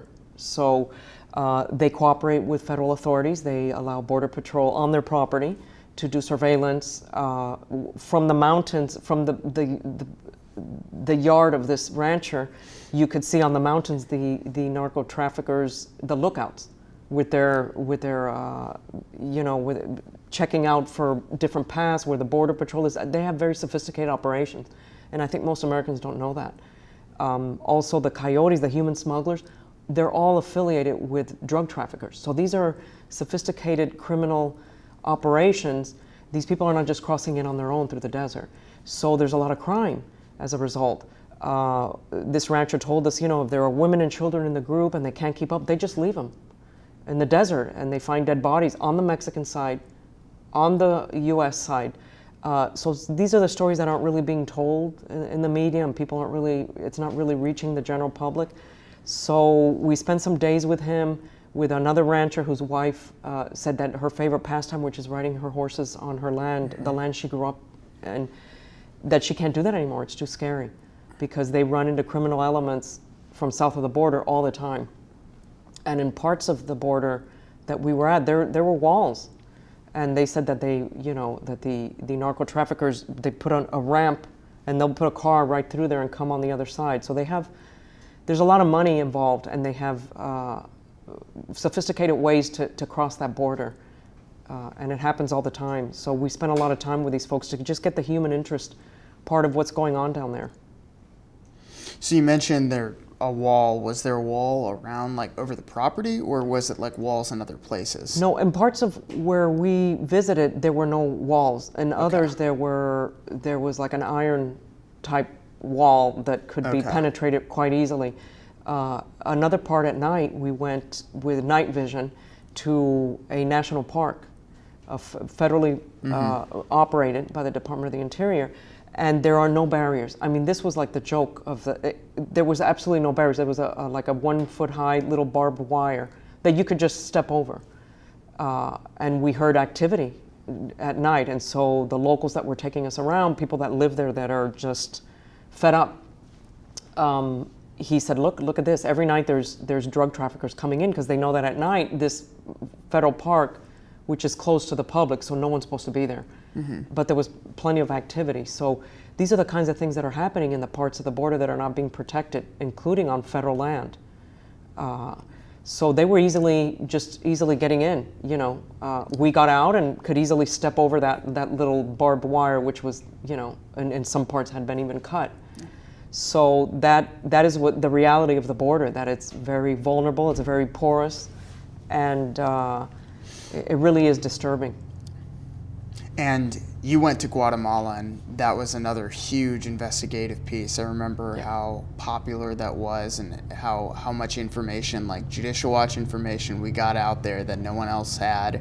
As someone who was on the ground and kind of a huge part of that investigation, do you want to tell us a little bit more about that? Yeah, that was interesting. The Guatemalan authorities had confirmed to us when we went down there that they had caught some special interest aliens. In other words, people that were not Central American, people that were from countries with terrorist threats. And this is something Judicial Watch has reported for years, how there's a big pipeline through Central America for Middle Easterners, some of them Islamic terrorists. And we've broken a lot of stories. They come in through El Paso, they're coming in through different parts of the border. In this case, Guatemalan authorities had already confirmed human smugglers, underage children being brought in, probably for, to be implemented into the slave trade. I mean, there were elements. They weren't just poor immigrants trying to come in, desperately seeking a better life. There was a lot of young men, some with MS-13 tattoos. I saw many of them. And they were openly admitting this. They were empowered, they were emboldened. This was a very organized event. It was not just a random, they were being bused to certain points, and they had rest stops with water. We were on the ground. The Guatemalan authorities were very good about taking us around and protecting our safety, but there were times where it was a little, it was a little scary because we were outnumbered. But the reality is that what we saw down there were elements that, my parents immigrated to this country legally. I don't want them here. I mean, these were criminal elements. Some had admitted to me they had been in jail and deported many times, not just once or twice. And I said, well, what makes you think you're going to get in now? And they said that they were going to be allowed in, that they were told. They were pumping their fists. They were very, they were very impassioned and thought, and were very confident, seemed very confident that they were going to make it in here. And that's what they were told, and they were rounded up via social media, via announcements on television. It was very alarming what we saw down there. So you talked a lot about how organized this event was. Do you know who organized it, or did you see any organizers or anyone who seemed in charge? Yes, we saw people that seemed in charge, people that had bullhorns, and they were trying to. They didn't want to speak to us, and they were trying to single out certain people that should speak to us. Maybe like a younger kid instead of the older guy that with the MS-13 tattoos. They didn't want those folks talking to us. But it was kind of a free-for-all, so I would try to go into the group and talk to some of the elements that I thought would be the better interviews, that would represent the reality of the situation instead of just what they wanted to present. Guatemalan authorities tell us that in Honduras, there's a lot of Soros-backed groups that were helping to organize this. And they had some intel on that. They had known with some advance notice that this might happen, although they had no confirmation. So the Guatemalan authorities were overwhelmed with the onslaught of people that started to come through their little country. And they wanted us there to help report that and to help the public help get the word out to the public of what was going on down there. So in this information, it comes from Guatemalan authorities. You guys met with pretty high-ranking members, correct? Yes, we interviewed very high-level government officials there in intelligence, and we even talked to the president. We went to the presidential palace, and so it can't get any higher than that. I mean, they're a small Central American country. They're passageway north. They've been dealing with this for a long time, but they were really overwhelmed with what was going on and what is still going on, because it's still going on. Well, thank you so much for joining us here, Irene. We're out of time, but thank you. This has been a great conversation for our listeners and our viewers who are seeing this and who've been reading Corruption Chronicles to see what's going on. Thank you. Thank you. Welcome back to a way to work together and solve it. And so there is an angle to this that's all about power, and it's all about winning. It's all about electing more Democrats so they can drive that radical left agenda. I don't know. It is a little bit of both, but I do think there is sincerity on both sides of the issue, and I think there are some issues where we can come together to make things safer, like the Stop School Violence Act. For example, a bill we passed today extends the waiting period when you go to buy a gun from 3 days to 20 days. Terrible idea. But why is it a terrible idea? Well, because why should we make Shaneen Allen, who's fearing for the life of herself and her two boys, wait 20 days when she could legally go buy a gun and get a 3-day wait? And actually, with instant background check, we could know right away that she's not a criminal. But what they're trying to do is fix what happened in South Carolina with the Charleston church shooting. Dylan Roof was convicted or was arrested. He shouldn't have been able to buy the gun he bought. There was a failure in law enforcement following up correctly. They called the wrong county rather than checking a database they had available. And so a great fix that we could come together, Republicans and Democrats, and agree on is tell the FBI to check every database. You would have caught Dylan Roof the first day. Yeah. Those are the kinds of things we ought to be working on together. And so I hope that my colleagues on the other side of the aisle, as dead wrong as they are, I hope they care enough about this issue that we can find some common ground to let's stop these school shootings and let's do as much as we can to prevent them without threatening the constitutional rights of law-abiding citizens.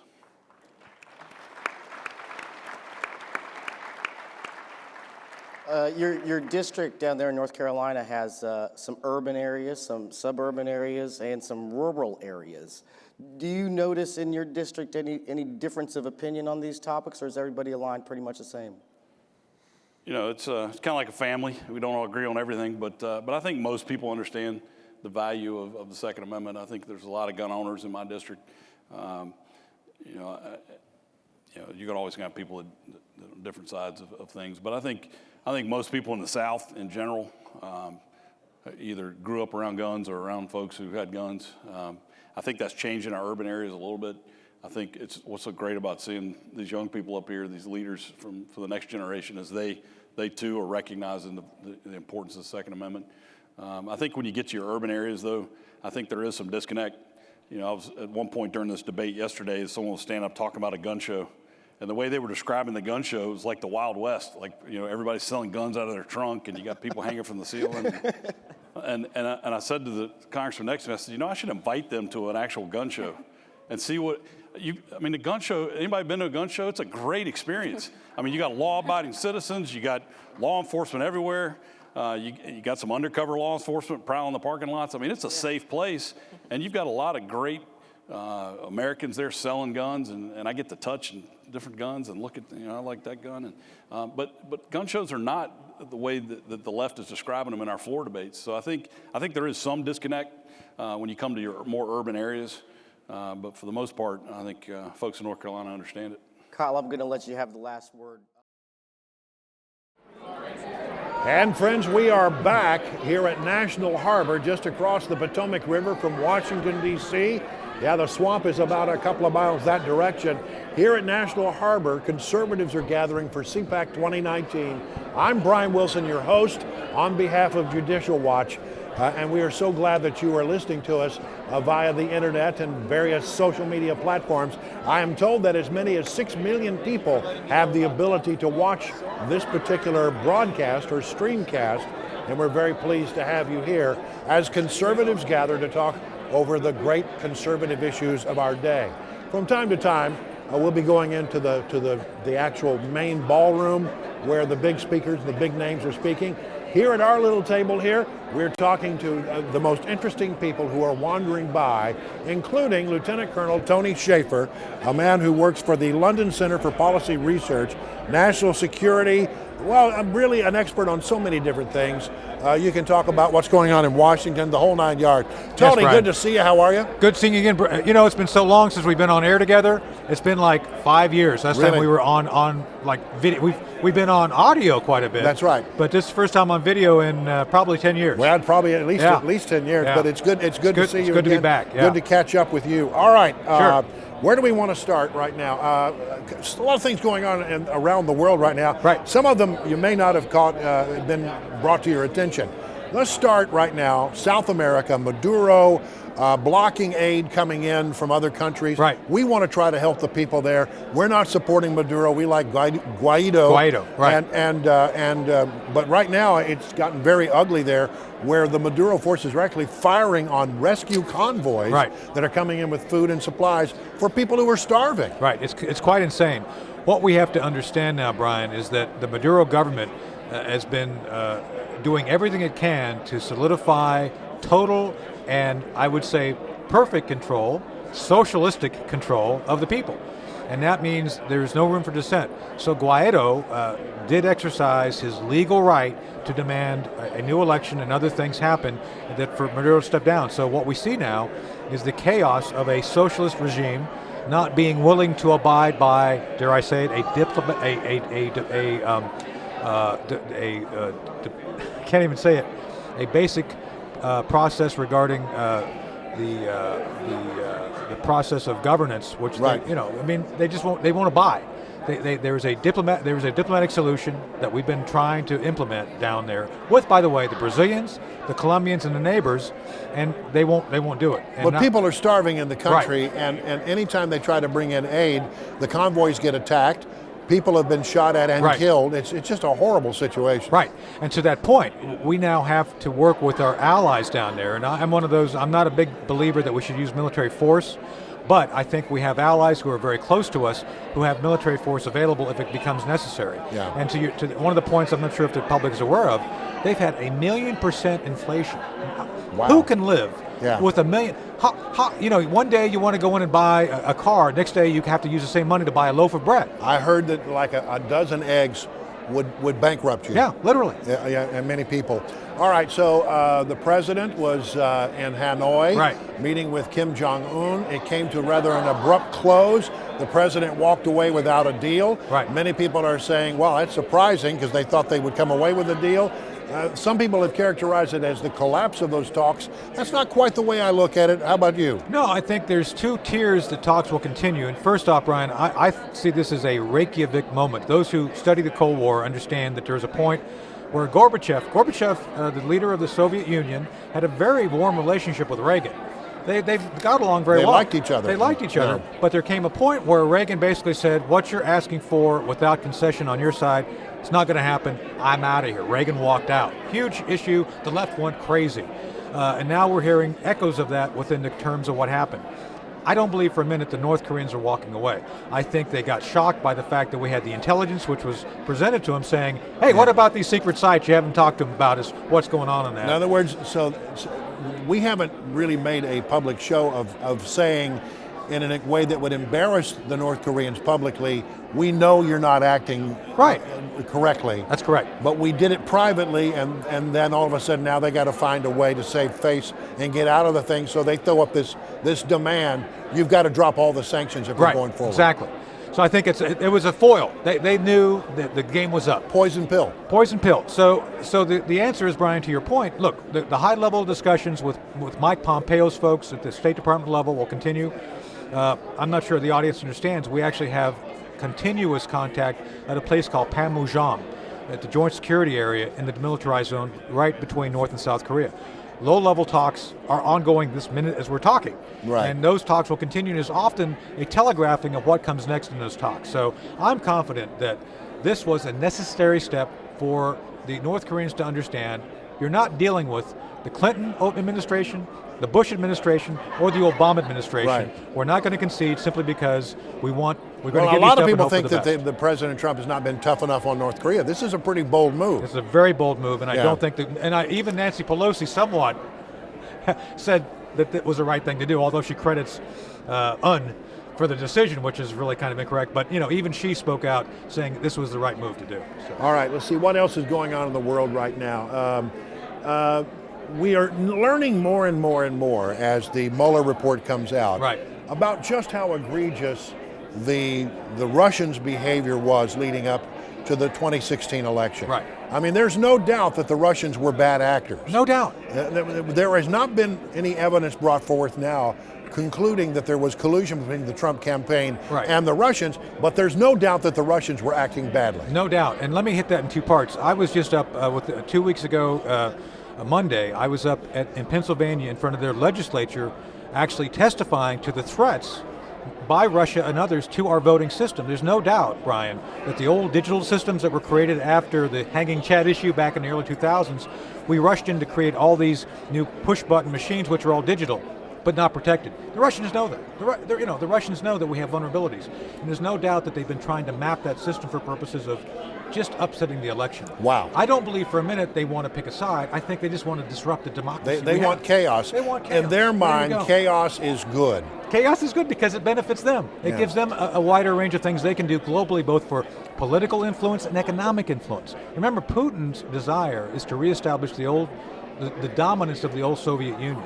That's what he's doing. And him dominating means that he wants to disrupt our system, and that benefits him. So that's all it is. But Brian, to your point, there's no evidence that the Trump campaign did one single thing to actually aid or abet the Russians in disrupting the election. And soon enough, we'll have something from Bob Mueller. Right. How much are we actually going to know about what's in Bob Mueller's report? Because it goes to Attorney General William Barr. Right. There's no obligation he has anything other than to say, I got the report, and no charges are filed. Even Rod Rosenstein says, you know what, we're not going to have a lot of discussion about things that are in the report when somebody is not charged. Well, that's the issue. By law, if they follow the law, Brian, we could potentially never see it, because if there's nothing that rises to a collusion's not even a crime, a criminal level relating to conspiracy, there's no reason to see it. What's in it, I think, is what we saw yesterday in the Cohen hearing. It's all sausage making.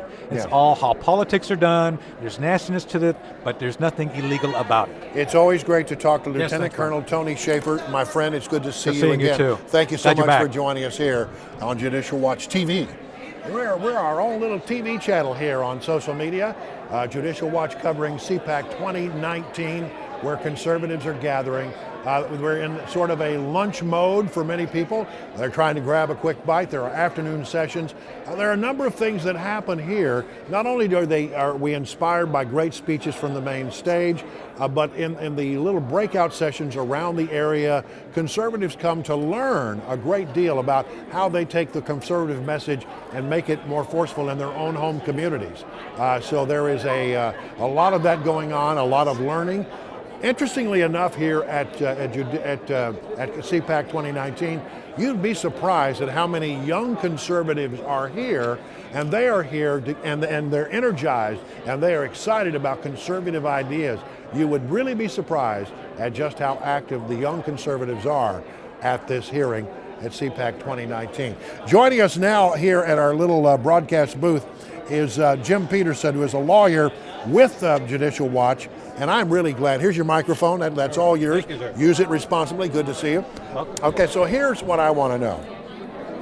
How is it that Judicial Watch gets all of these documents that nobody else can get?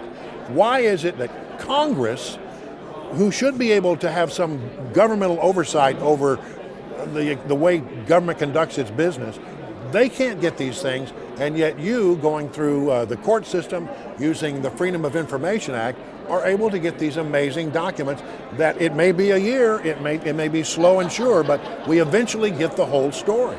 Well, it's true, Brian. Work that a little closer. It's true, Brian. That's what we do, and to be honest, we are sometimes surprised ourselves. How successful we can be using the tools that we do.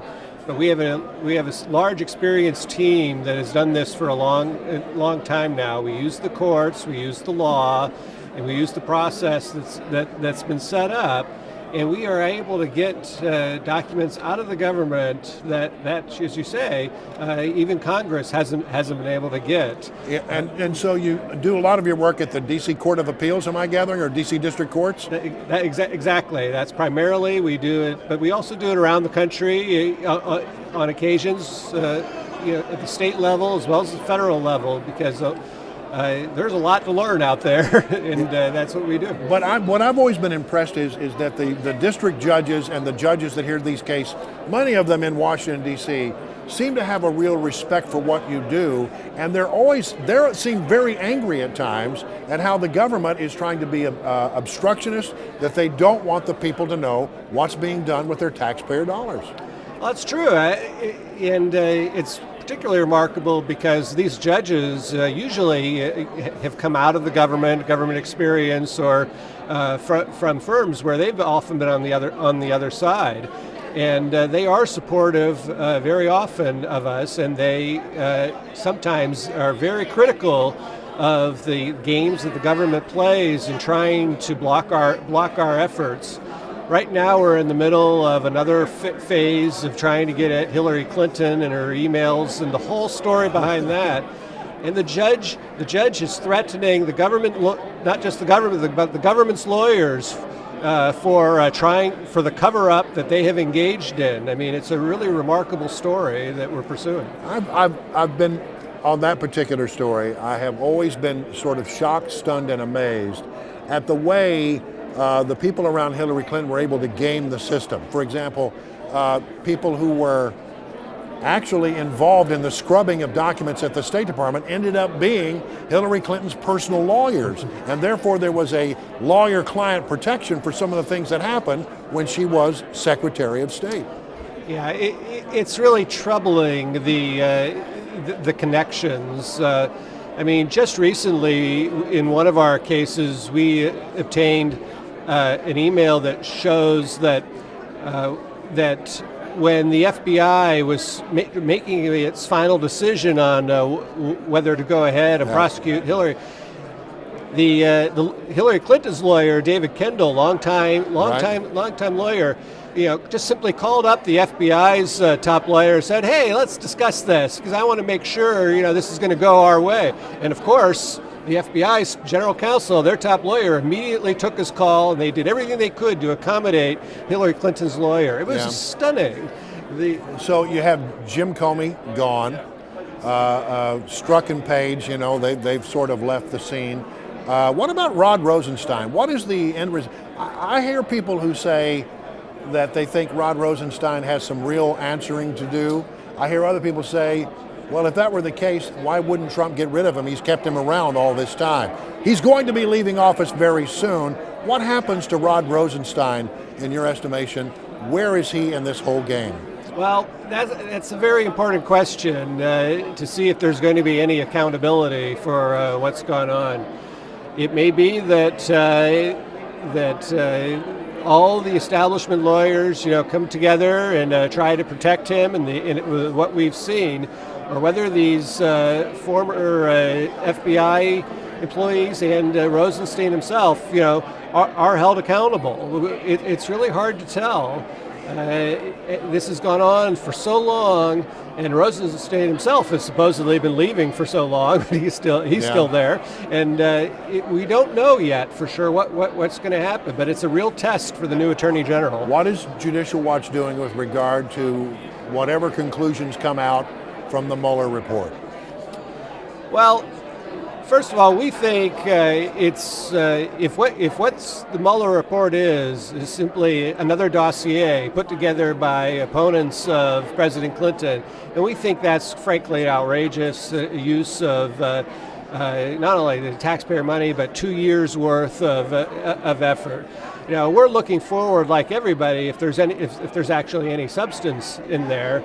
But if it's just another political hit piece, it's going to go down as really an outrageous example of government misconduct from our perspective. The FOIA process, explain that and why it's such a powerful tool for the folks at Judicial Watch. Well, what the FOIA process is the Freedom of Information Act, is the FOIA it is.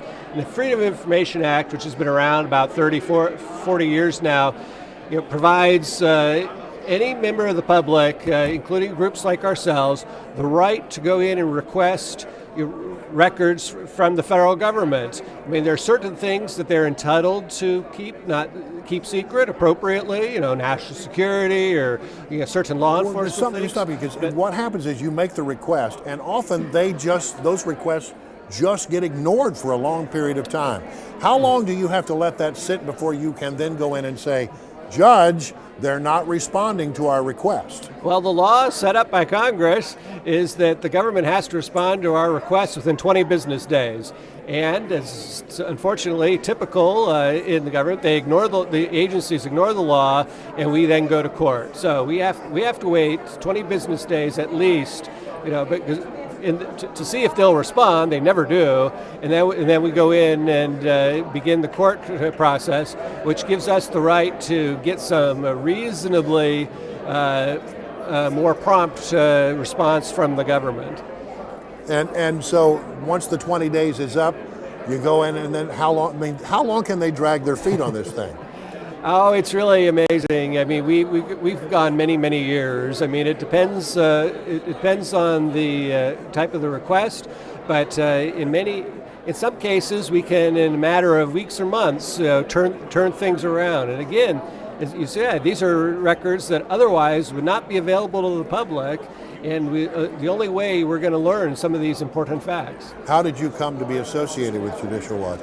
I've been at Judicial Watch a nearly 16 years now. Wow. I was in private practice for a long time, but I volunteered at Judicial Watch and then started work at Judicial Watch because it's a unique organization that does unique work. It really does do unique work. There's nobody else out there doing exactly the kind of thing that you're doing. That's exactly right, and certainly including not with the success. We have the greatest number of lawsuits, the most success.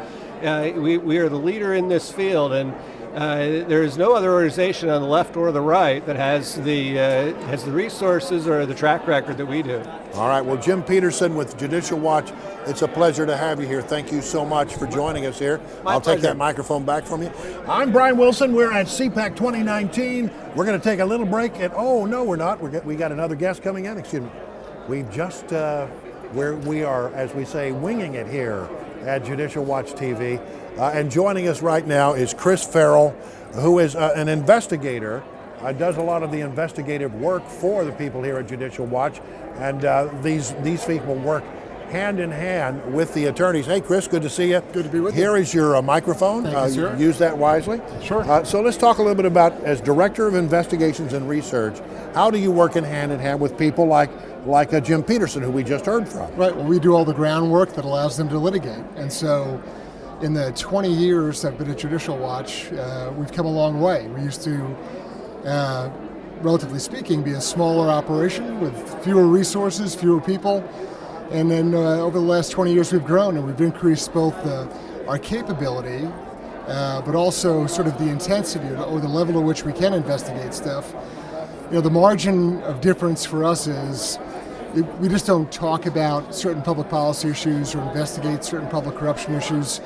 We go out and actually do the investigation. So we have folks who are former intelligence officers, former law enforcement officers, who go out, whether it's going to an archive and pulling records, or going out and finding individuals to interview them, conducting source work. Right. It is true, real investigative work. So tell me, give me an example of some case where you've worked on something, and because of the investigative side of it, not just the lawyer side of it, you've broken something wide open. Yeah, I think one of the most stunning things, and we've documented it in a documentary, a 48-minute documentary called The Sun City Cell, and it's on our website, on the Judicial Watch YouTube page. It is a story of what's now a 7-year investigation into public corruption in El Paso, Texas. And it was quite fitting that the president went down to El Paso a few weeks back to talk about the wall, because the wall is only part of the story. There is outrageous public corruption at the federal, state, and municipal level in El Paso, Texas. We've documented that. We've uncovered it. It's a narco-terror ring. Wow. It's pretty wild stuff. And so our viewers, our supporters can go to our website or go to the YouTube page that Judicial Watch has, watch the Sun City Cell, and learn about a narco-terror ring operating out of El Paso, Texas. There used to be a thing called journalism. Oh, way America. back when. And it used to be that journalistic news organizations were the kind of people who did these kind of investigations. Why do we not see that kind of journalism? What you're basically doing is good investigative reporting. Yeah, that's really what it is. This is literally investigative journalism in the old school sense that you mentioned. I think there's a few different reasons why. I think institutionally it's sort of the business culture. I think what media organizations are reluctant or afraid to put themselves in a position of being exposed legally. And so they'd rather do stories about crazy weather and stupid pet tricks. They're happy, light infotainment stories. They're not interested in committing the resources and frankly even subjecting themselves to the legal exposure of going in and asking tough questions and doing the legwork involved. There's a lot of investment in time, people, effort, real capital investment to get the story. As someone who worked in television and radio newsrooms around the country for about 41 years over the course of my journalism career before I became an opinion guy, one of the things that I found was there was not a lot of appetite for a story you couldn't turn in 2 hours.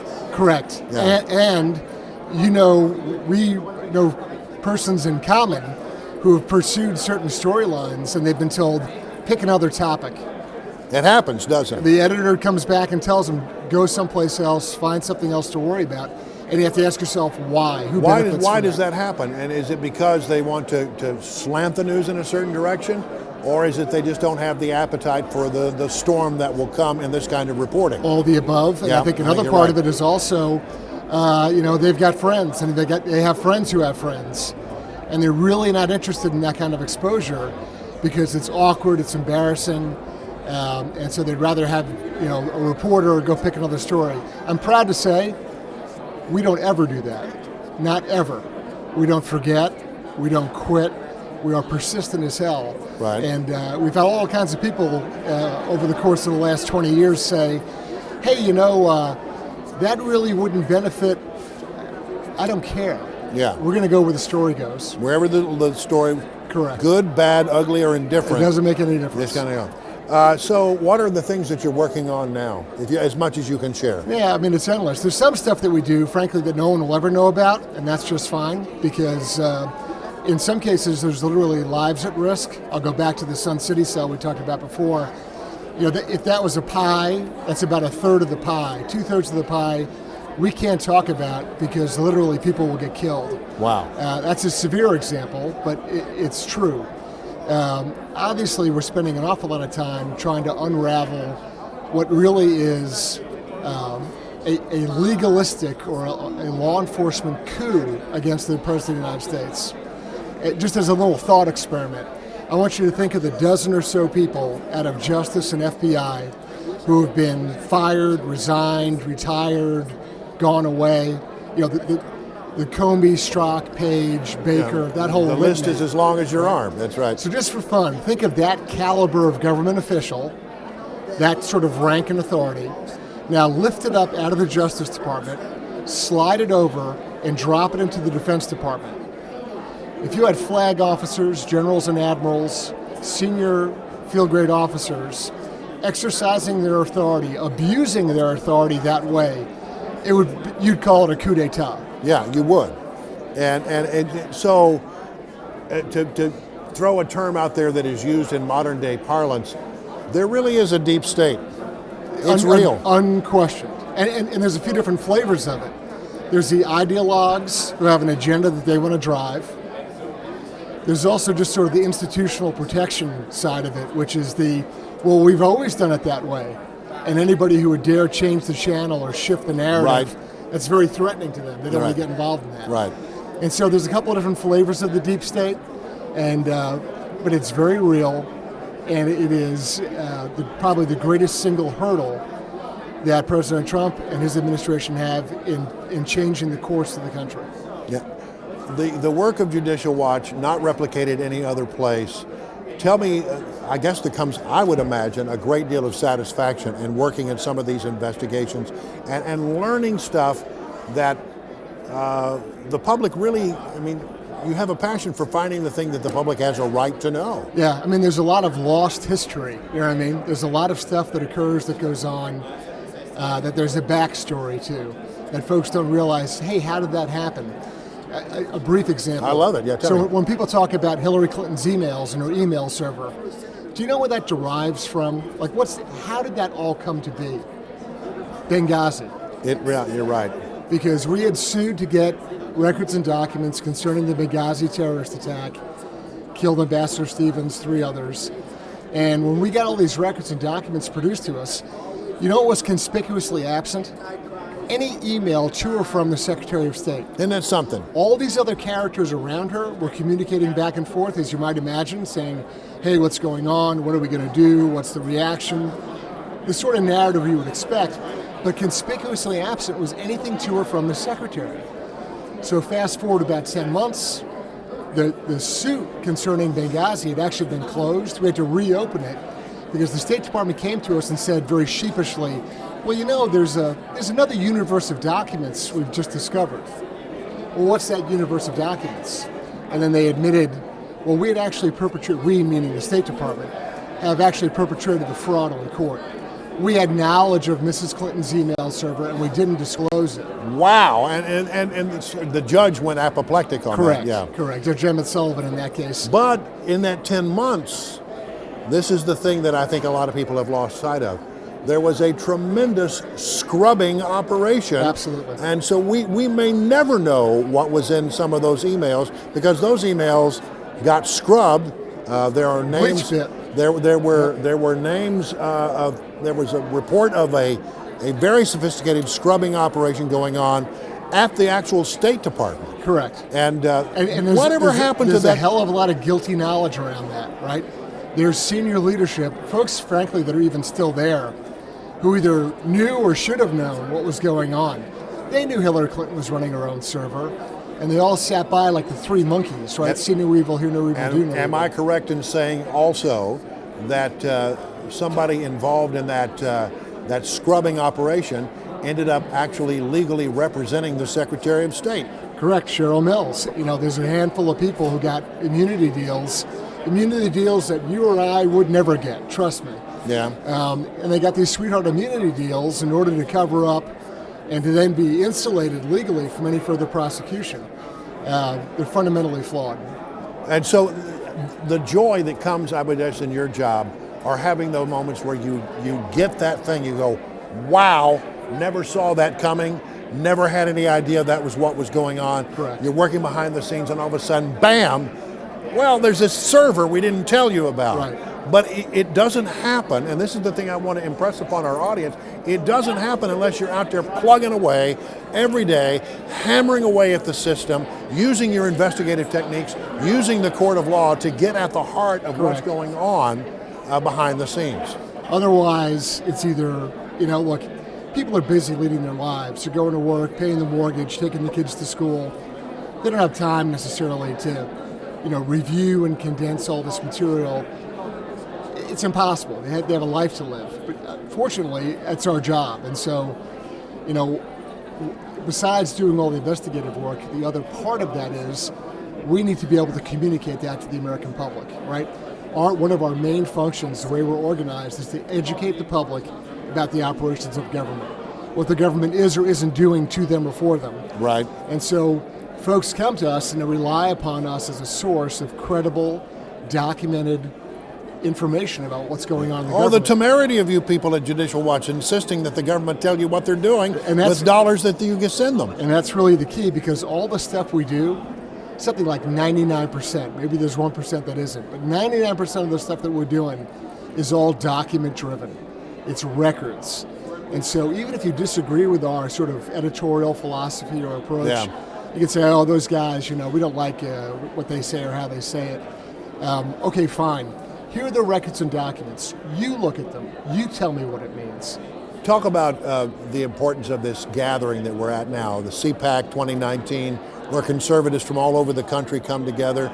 I think it's instructive that you are here. Tell me a little bit about the connection between CPAC and Judicial Watch. Sure. Well, a large part of what I just said before about educating the public about the operations of government, really fostering transparency, integrity, accountability.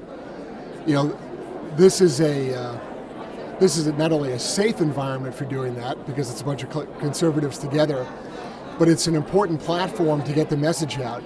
Because although I don't want to believe it, I know that there are people out there who don't know what Judicial Watch is or what we do. And so it's important that we communicate, hey, this is who we are, this is what we do, this is a great place to do it. It's like-minded folks. There's opportunities to talk to people. People come to us with new issues, new ideas, different public policy concerns. And so it's a place to share ideas, to connect with other people. And it's an important platform for not necessarily party politics, but principles and ideals, not mired in a lot of political infighting. It's important. Knowing how the system works, what do you think that the average person, if they were to walk in and spend a week observing what goes on behind the scenes at Judicial Watch, what do you think would be most surprising to them? I think the level of work that's involved in the stuff that we do. When it comes to these records and documents we get where we break news, it is literally panning for gold. There's thousands of tons of sand to mine out a nugget of gold, But you've gotten pretty good at finding the gold. We've gotten very good at it. But that doesn't happen by accident, right? It's practice and repetition. It's the ability to systematize what we do. I would imagine that if I were in the government and all of a sudden I'm being called into court by Judicial Watch in a suit saying, they're hiding information that's got to be sort of like, I don't know, back in the old days when Mike Wallace would show up at the end of your driveway with a 60 Minutes crew. It's got to be like, oh no, you've got to be kidding me. It's either that or a root canal. But look, they know we are the largest, both by number, but also in volume. We are the largest FOIA requester, or Freedom of Information Act, or the Public Records Law. We're the largest FOIA requester and the largest FOIA litigator in the country. No one does more than we do. Yeah. In fact, the next three organizations behind us combined don't add up to what don't you do. equal what we do. And among those three, what people often think of, the ACLU. Well, we don't do a fraction. Wow, that's amazing. We don't do a fraction of what we do. So tell me, as we start to wrap up here, tell me a little bit about the things that we may be looking for from Judicial Watch in the days ahead. What kind of things are you working on? What are the big things that we should be on the lookout for? I think the greatest public policy question or issue is really this sort of legal coup against the president and the unwinding of this whole lawfare attempt, this outrageous abuse of power and authority at the Department of Justice and the FBI in an attempt to unseat the president. Yeah. And it's like layers of the onion, and we're peeling it back. More is going to be revealed and exposed. We are relentless. We will never stop. We don't forget. We're still pursuing Benghazi. We'll never let go of that. Yeah. And so that is probably the greatest single threat to the Constitution, is this effort by DOJ and FBI personnel to essentially overthrow the presidency in the election. The American public chose him as president. They didn't like it. And that is the single greatest threat to the country right now. All right. And so when should we look for some of that stuff to happen? Yeah, I mean, it's going to dribble out. So whether it's next month, in 3 months, over the next 2 years, but it's going to come out, I assure you. All right, and steady, sure, and never-ending. That's how we work. Like a dog with a bone, you guys are. All right, listen, thank you so much. It's good, Brian, to meet you. Again. Thank you for dropping by here. I think you've gotten a good sense in these conversations here today at exactly not only what's going on with the conservative movement here at CPAC 2019, but also a sense of how Judicial Watch does its job. And let me just speak as someone who has been watching Judicial Watch over the course of about some 30 some odd years here in Washington, D.C. They are relentless. They are always seeking new information. They're out there doing your work, providing information for you about what's going on within your government. And they really are like a dog with a bone. They don't forget and they never give up. And it is consistently surprising how much amazing information they find out about what government is doing with the tax dollars that you send to them. I think that's it for us now. Thank you so much for joining us. We'll be back here again tomorrow for more broadcasting from CPAC 2019. Have a great day.